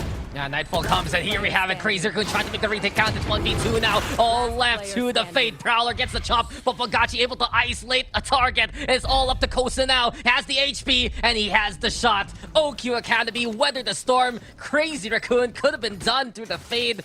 A nice effort, especially from Popogachi. Look at Popogachi right now. He is carrying Crazy Raccoon through these rounds. 12 kills already for the Fade. It's just a situation where Popogachi is just able to catch everyone in those mid rotations over on mid side. How many times has he found Nazeebo there on mid, on catwalk? Again and again it happened. Now for Popogachi, perhaps a different way of playing it might be better because he's not really with his team when those side hits happen. He's a little bit away when it comes to that timing of a rotation. Tour de Force is out. But for Makiba, once again, playing a little bit more aggressive on A main. And for May, wants to make sure that mid is a little bit more, I would say, inaccessible for OQ. I'm just looking at Crazy Raccoon right now, though. Usually you talk about the names of Medusa and May, some of the best to come basically from the Japanese team, but Popogachi really making even more so a name for himself. Been in this roster for quite a while for Crazy Raccoon. Trying to just be as impressive as can be this time around. Tour de Force, though, courtesy of Wix. Not scoped in, but finds the head! again! What a shot! Under pressure allows now OQ Academy the confidence to go towards the B-side. Zeka with a cloud burst towards the switch. It will be Medusa trading it up as Kosa still pulsing. And look at Popogacci waiting yet again. That timing here from the Fade might be perfect. Misses the jet but finds Wix though mid-transition. Also that finding the Zevo. This doesn't allow OQ Academy to go for the res anymore. So they're stuck here, Tash, in the pit of B-side.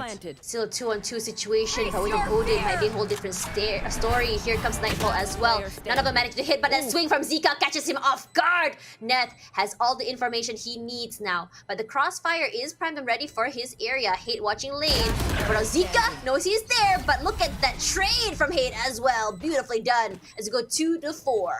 Yeah, that push courtesy of Zirka was absolutely what they needed to win that round. Caught the Fade of Crazy Raccoon off guard. Popogacci wasn't ready with the Odin there and then.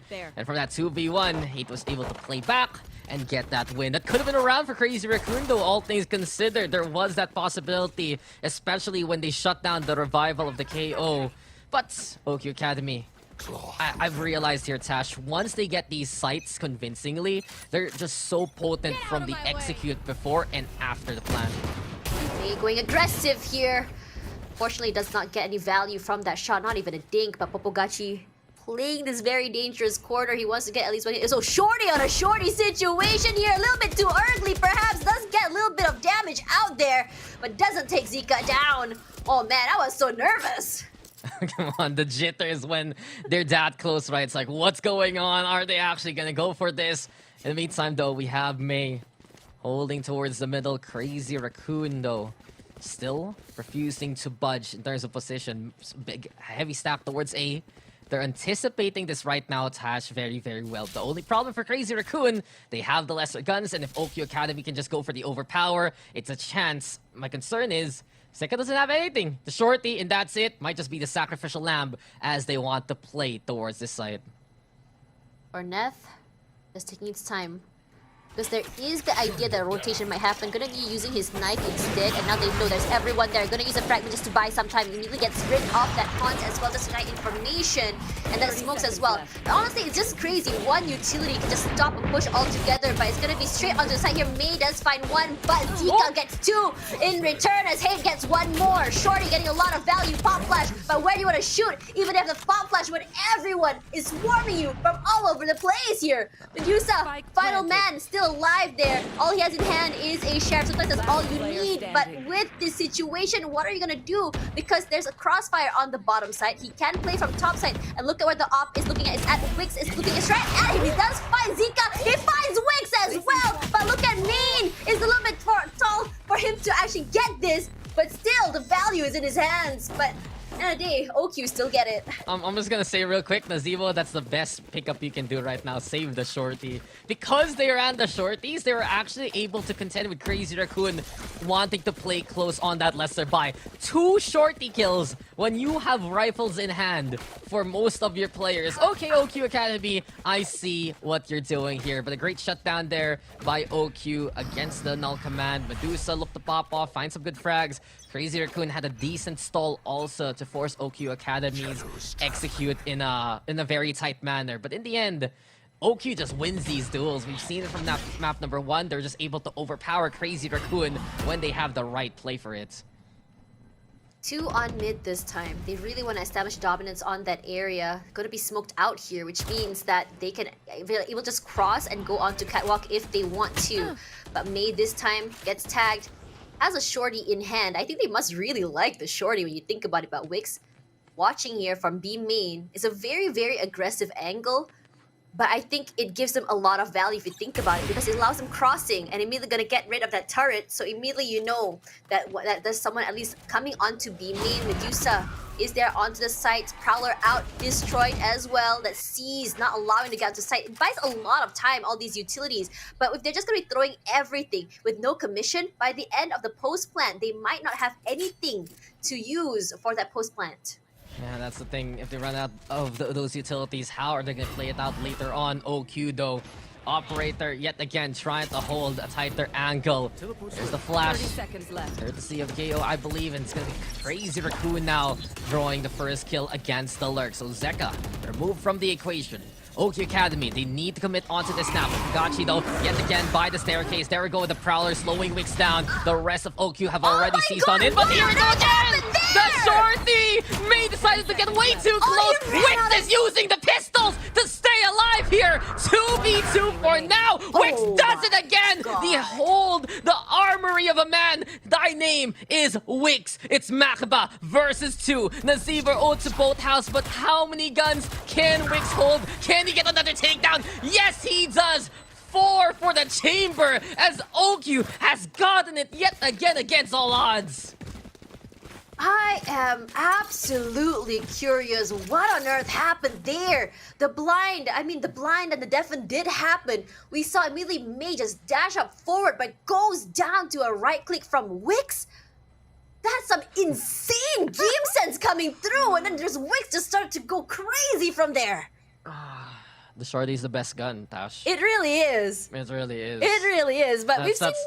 That's all I've learned today. I mean, like we saw what. What on earth is happening? Just switch out from the classic to the headhunter and then the op. Once again, we saw Kosa do that just now, and now Wix is doing it as well. I don't know what they're feeding these OQ players, but I want some. You get the bibimbap for the quick swap. Come on, it's just crazy that they can get away with these kind of situations. Look at Crazy Raccoon. It is a great contest from Popagachi. He's holding off main. They have some great angles, and they also have the Jet to come in and make the play. But what happens? They just get shot. They just get taken down. Okyo Academy, they survive against all odds, and they have been on an absolute tear with 6 rounds in a row. Here we go yet again. Crazy Raccoon on the lesser buy. They're a bit scattered right now. If Okyo Academy decides to just heavily commit onto this A site, then it can be potent 4-1 split as per usual. Wings is on lurk, but here comes already the dash on in from Zeka. The scan is real. Zeka gets the first takedown. He even texts to the judge. Dash. He even texts to the judge knowing the fact that they had the advantage. Oh man, they are just feeling themselves right now. Medusa does eventually get suppressed here, not able to get the value as Hate finds him from the other side. They love the CQC weapons. They love playing close, up close and personal as Wiggs gonna fight Popagachi. It's just a very unfortunate situation. He's not able to land his shots. Well, Okyo Academy, nothing more to be said than what else is new. They just went in, got the takedowns, and called it a day. If Crazy Raccoon can't find the utility stall, I think that's just where OQ Academy breaks the dam and bursts through so convincingly. You have Wix there with 13 takedowns, you got Hate there with 11. It's not even Zeka needing to shine bright for the team. All he needs to do is make that space, and OQ delivers so far. Zeka has been getting insane value. He loves the judge here. He loves playing the smoke criminal inside, but this time around not going to be happening because that frag will at least buy some time. Neth this time, he's still on the site. He's all alone, waiting for that rotations from his teammates. Makiba watching Catwalk here. They do hear the ping of the ultimate orb getting taken as Wix wants to see if anyone dares to just peek his way. Look at me funny, and I will just pop your head off, is I think Wix's, his tagline for today. Oh, well, I guess they speak that kind of language now, but there you have it. Crazy Raccoon backing off immensely. We do get the 1-for-1 trade, and it leads to a 4v4 situation. Watching it for OQ, it isn't the burst that they're looking for. This is where Crazy Raccoon actually shines on the defense. And look at Netgo, gets the intel onto one. Zeka still has the judge, but unfortunately for him, he doesn't have the dash available, so he needs to play this correctly here, Tash. He needs to either punish someone who gets close or use the Nightfall for that cover. OQ Academy executing to try and pinch the KO as soon as possible. Zeka brings out the Sheriff instead to get that takedown. Kosa already by Jenny. It's OQ trying to take advantage. Medusa, though, trades it back. A chance here for the retake with the lockdown, but OQ gets still the plant down. Zeka They know there's at least someone in heaven. Wants to go up through 3. Lockdown is there. He wants to get rid of it if possible. But look at everyone just pushing up forward here. Medusa does find Zika in return. He's going to be protecting this lockdown with his life as May gets it up. Kosa finds Makiba in return. They're Hands running up. out of time. The lockdown does get one more. The knife comes through. And the defuse as well. Medusa is going to be very happy with their first point for a long time. Yeah, caught in the rotation. Hands up. And that will be that crazy raccoon. I think the crucial kill there for Medusa was making it a 3v3. It basically forced OQ to have most of the commitment towards the site. They had to try and push into the lockdown because of the ultimate timer taking on down. And a bit of a desync here. I think Kosa just a little too late in that rotation, if ever. But crazy raccoon. There's a reason why there's such a beloved team in the world. It's not just that they're one of the top teams in the Japanese scene, that this is a squad that can make miracles happen want out to of play? nowhere. Let's play. Still, a lot more work to do. OQ Academy has already made the ripples of impressions to whoever's watching right now. And as it stands, they still are in the lead, and they do have the tour de force here, Tash. The force was popped, however, he wasn't able to play as aggressively as he wanted to because of that Prowler. Now he has to reposition himself.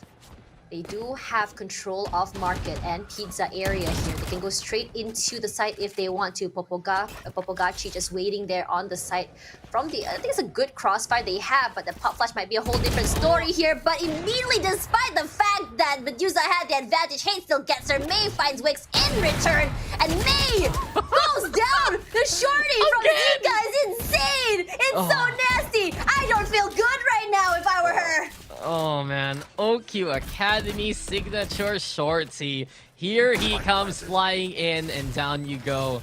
I just feel bad for May. That's another shorty kill from OQ Academy. Crazy raccoon. They're calling it around. They're saving towards main. Cover going Oh up. man. That's all I gotta say. It's just... If you Yeah, get shorty. dashed to the face and get shortied over and over again, I would be pretty angry. No, listen. Wasn't he the one who dashed and did the updraft a while ago, and Oh, then he yeah. got shorted by the chamber? Oh, yeah. And now he basically got a taste of what he did. Oh yeah. And then, Yeah, that's exactly what happened. Oh man. Regardless, I just- Makiba and his teammate, look at that. They have both angles covered. They don't want to Yeah. push forward. They're just gonna wait this out. I think OQ can afford this though. I think they can afford pushing this because of the rounds that they got. Will they get any takedown so quick from OQ Academy? No escape Oh for Crazy man. Raccoon and A firing squad. yeah, you know look, Tash, life isn't equal. The rich get richer, and unfortunately, those who are struggling struggle even more. So, this is not a good situation for Crazy Raccoon. It really is. What do you do in a situation where everyone just loves buying the shorty, just loves buying the judge? And look at that. Look at this, a judge from Neff. And That's all he can afford. and a shorty from May, and I think they want to make it happen. But look at the null command come through as well, and look at all of those defense as well as the Prowlers. Zika already on the site. They're just gonna be popping the area on, I would say, market, and coming through as well. Zika still gets it despite Medusa getting that first contact advantage. 15 HP death, but it doesn't really matter. Here comes Nightfall as well. May gets 2, May gets 3 actually. Not before Nazebo and Wix get one more each. Now protagonist energy towards the side, but Nazebo finds May in response. 2v1. It's all up the net now. Has the judge in hand, picks up a Vandal. He's over onto the corner, taps and takes down Nazebo, who comes his way. It's a 1v1, but the wall bang! Wix knows where it's planted! And OQ, they take the round yet again. No chance to fight back even. It's another 9-3. It's similar to map number 1 though. It's And number OQ 2. with the lead. And map number 2-2. Yeah, man, 9-3 is our Three recurring 9-3s. team. Yeah, 3-9-3. That's the right way to do it, brothers. So Tash, third time's the charm. Oh man, I did say I believe in unicorns, so.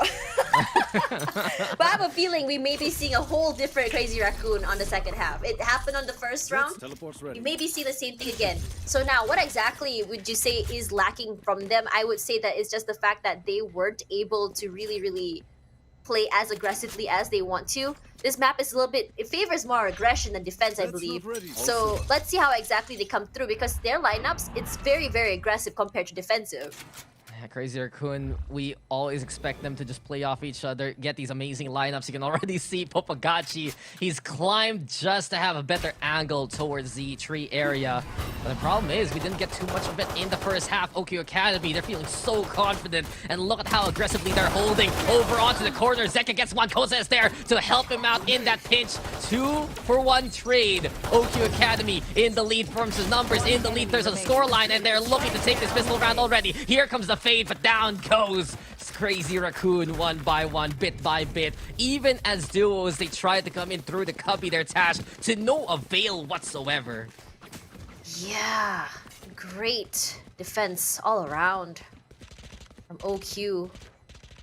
I have to say that I was kind of expecting a different sort of game style, gameplay from CR, but it doesn't seem that they have an idea just yet on how to deal with OQ on this map. So I think for this round, they're just gonna go with classics. Medusa, the only one with the Sheriff here, trying to get at least some semblance of value, at least a one tap as they go into round number 3, where they are going to be getting those rifle buys. Regardless, Zika is going to be playing aggressive. He loves these aggressive plays, especially when it comes to situations where he has the gun advantage. Gonna just be swinging out here, gets 1, but Popagachi gonna stop it from going on. Azebo gets 2 in return. 3 actually firing squad is firing range all the way for the back here. The spray and pray is just too good for him. Yeah, he has enough bullets to kill everyone from Crazy Raccoon who comes his way. And that's the problem. OQ, gun advantage, absolutely clear. Crazy Raccoon just run into a wall by this point. And I don't think there's really a chance. Medusa is just breaking the trademark. The spike is so far away. OQ Academy, by this point, honestly, Tash, we didn't know much about them at the start of the series. Learned a little bit more, finding out some of the backgrounds of these players. But as of now, especially for the general public, this is how they will make their name. To beat a team like Crazy Raccoon would be a huge accomplishment. And if you look at that scoreline, they're 2 away from doing so. This has to be the round that Crazy Raccoon wins. If they lose this, I don't think they can get back into it. Yeah. It's just been so many rounds in a row. We just talked about mental fortitude in the last round here. And it looks like we want to see Crazy Raccoon just come back. But in terms of weaponry, I mean, for this map in particular, having Spectre is not necessarily like the worst thing ever. You get a lot of value from it, especially if you play close corners. And how OQ has been playing has been favoring those close corner plays. They've been loving playing just, you know, the CQCs. Spike still over on spawn, just taking their time, trying to find some value, at least a pick there. Hunt goes out, doesn't get the scan, and immediately Medusa finds Wix, and that's huge. It allows them for less of a hold onto the area. Gonna break that trademark, gives Zika some information. He's gonna just go forward and knows as an idea that someone there sprays through. No one's there to actually catch those bullets. Yeah, a little too ambitious for OQ Academy. They tried to do it twice. Crazy Raccoon, they needed that first pick. Medusa provides it to them.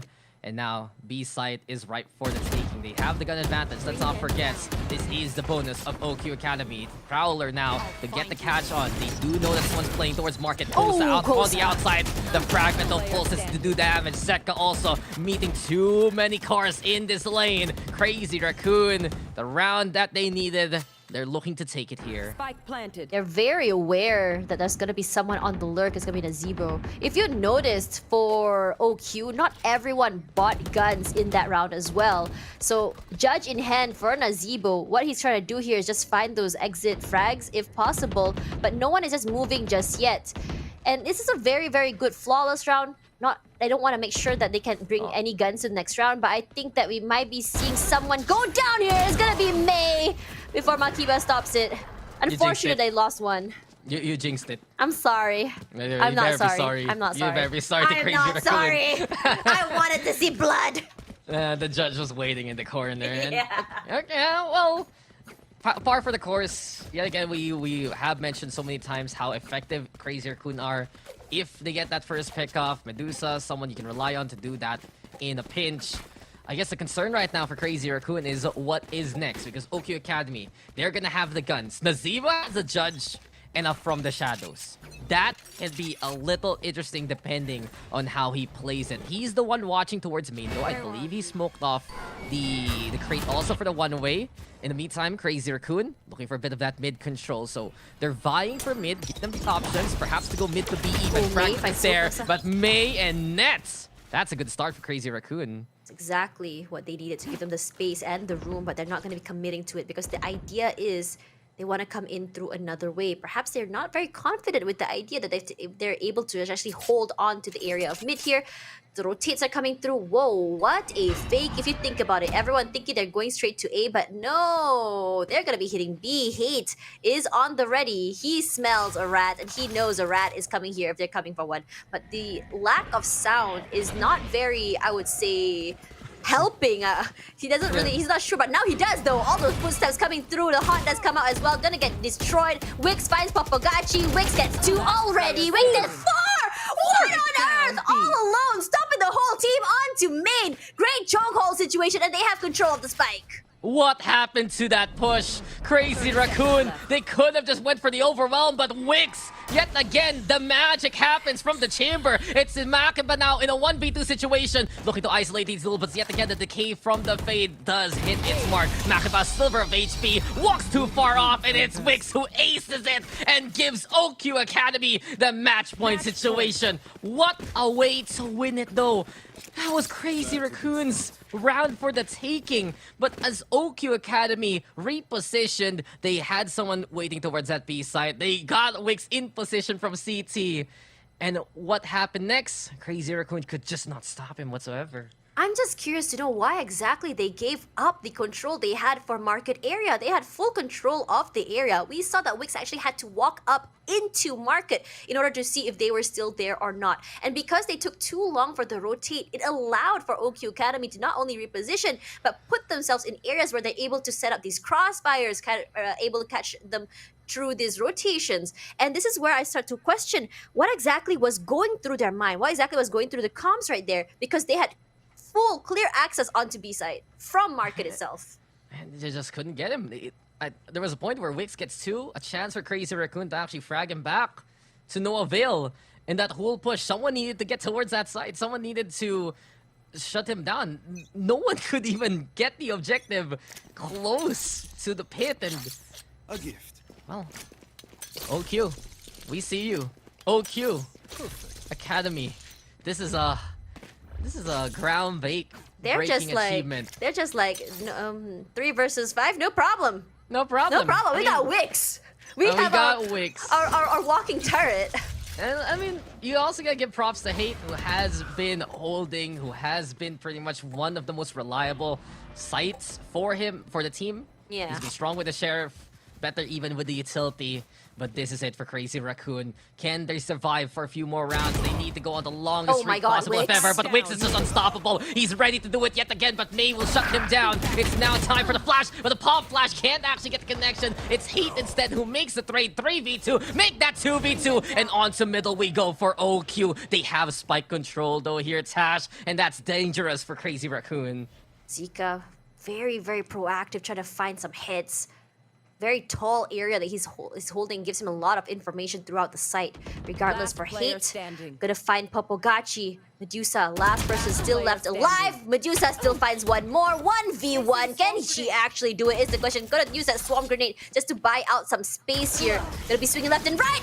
And the clutch comes through from Medusa. Gonna be seeing Crazy Raccoon live for another day. Yeah, I don't think that was the best call there for OQ. Okay, you can go for the Phantom. If you get a little bit closer, that might be enough to get that takedown. But the first part of the spray doesn't connect, and you all know the Vandal. Just a single shot. Rifle debates continues on. And speaking of continue on, we're going for more here in this game. 4 ultimates available for Crazy Raccoon. But here for OQ, not the best buy. Some hero guardians at the ready. I'm a little intrigued that Wix actually picks up a guardian. He's ready with a Tour de Force, but it seems like for OQ, this might just be around they're willing to give up. We do hear the blades though actually from Crazy Raccoon, as well as OQ actually running it too here, Tash. But despite that, Crazy Raccoon, now they go for the B side. Oh my god, look at the overwhelming utilities coming through onto Wix. May over there straight to his face, finds Wix, still knows there's one more there. Look at the shorty! And eventually does go down to Nasibo, but not before gets Nasibo with two with a shorty! What on earth? Neth still finds him in the end as Kosa does get tagged for a little while. Medusa playing in from main here, no clue where to look at as Kosa taps him straight in the face. But Pogachi tries to make something happen. 2 versus 2 situations, regardless of the gun deficits. OQ is just showing them that they're not a team to be trifled with. Yeah, they're still in the fight, and they give the rifle off to Kosa. Has a bit more HP. Crazy Raccoon looking to check out Speedway. They're going through the staircase, and not gonna be able to get that takedown. Gets close enough. Zeka, though, it's 1v2, and finds Popagachi! This is it yet again! A 1v1 situation, and OQ clutches it at the end! Unbelievable! From OQ Academy, they shut down Crazy Raccoon, and they're the ones who move on to the playoffs. Absolutely phenomenal work from OQ Academy, making a great situation regardless of what weapon has been dealt in their hand. They managed an ace, they managed clutches, and they managed to take away guns when rounds did not favor them. Great communication, teamwork, as well as confidence coming in from each of these players who are just so individually talented. And they played so efficiently as a team. But for Crazy Raccoon, if they look back into the series, how is the shorty getting all these kills even at the end? That was crucial. I was giving props to OQ in my mind already that they reinforced with the From the Shadows to play into Boathouse with Nazibo. But him getting away with 2 kills. The first one on the May, you kind of get it, and you're expecting the second player to actually peek him to play a bit more distance. But him getting 2? It gave a chance for OQ. They assessed every situation bit by bit in that round. And at the very end, the timing there from the Jet, absolutely perfect. OQ Academy, if you know these names from before the Korean scene, well, they're doing you proud here and now. Taking down Crazy Raccoon. Now, sometimes, Tash, there's a method to the madness, and OQ Academy has solved that puzzle. I think when you talk about madness, that's exactly what OQ brings to the table. They're very, very chaotic in how they take a site, how they rush onto the site, and how exactly they use their utilities. It's a combination of so many utilities. Whether or not it's your utility or not, they will take it and just use it. And in a lot of situations as well, they like to play close quarter combat. And in a situation like Crazy Raccoon, who likes to play further away, it catches them off guard again and again and again. Especially for May, who tried so many times to kind of use their strats against them. It won't work. How do you use a strat that's written in their playbook against the writer itself? Yeah, I feel bad for May. He's a stellar player. We've seen him, especially those amazing blades towards B-side, right? But what is his one weakness? The shorty. Yeah, the shorty is his kryptonite. Like, was it? I think it was minimum 3 times, maybe even 4 times that he has died to a shorty. Either a shorty there. or a judge, honestly, when you think about it. Well, the judge, you can kind of understand it, but the shorty is... that's gotta hurt. And that has to hurt for Crazy Raccoon.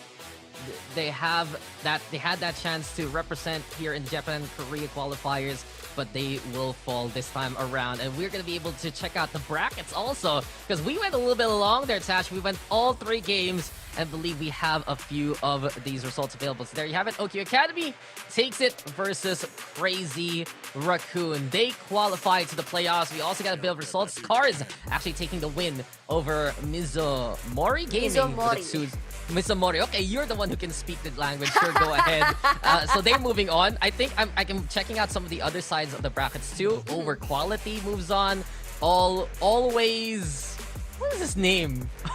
Always in Sean. There you go. Always in Sean. They're going to move on too. So those are going to be some of the names that you can expect into the playoffs showdown next month. What a way though to just shake up the brackets here in the Korea-Japan qualifiers. And we're going to check out that playoff schedule yet again, because we have just found out who will be playing from December 8 to 11 here for Japan and Korea. We still have a bit more to go though, Tash. I know we have another series upcoming, and that's onto the SEA side, correct? Yeah, I'm really excited to see Hong Kong, Taiwan later tonight. I think what's really exciting to talk about for them is that for Hong Kong, Taiwan, they bring a whole different sort of playstyle coming onto the table. But Japan and Korea as well, very interesting mechanics on how they play. I think this is the most I've seen in terms of shorties I've seen today. But let's have a look at the highlights for now.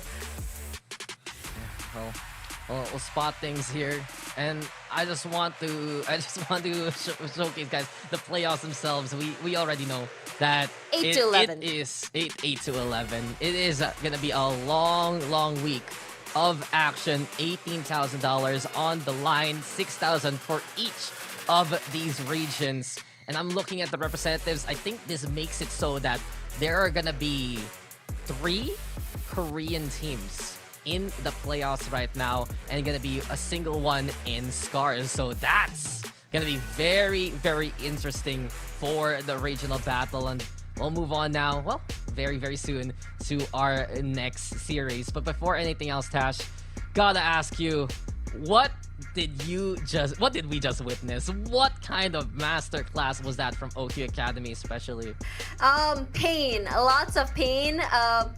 Sort of like a mental combat as well when it comes to the shorty. We saw a knife happening from Medusa as well with the lockdown. What else do we see? Lots of pain.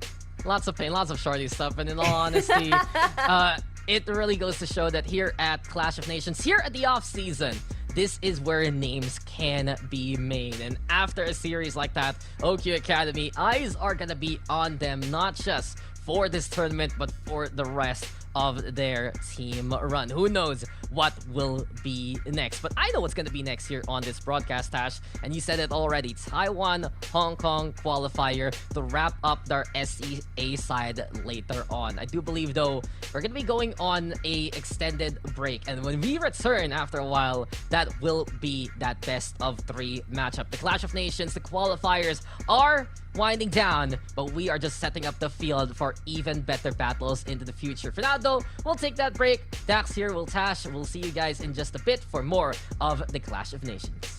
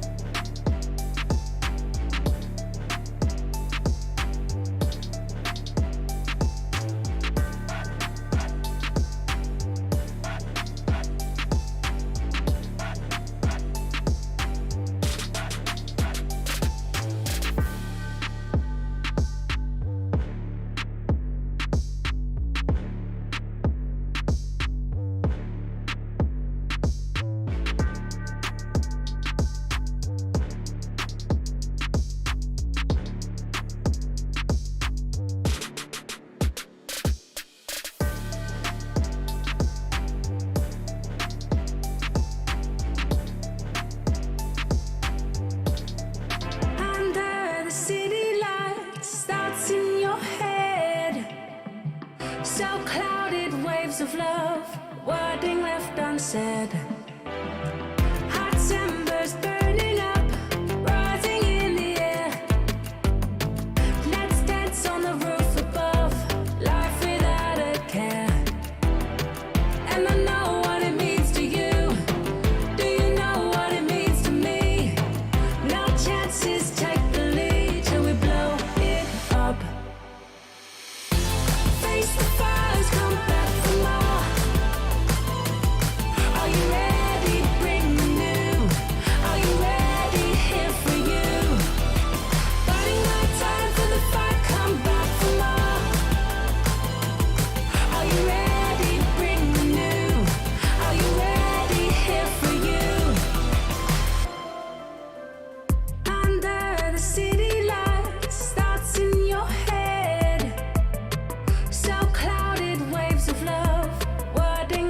Said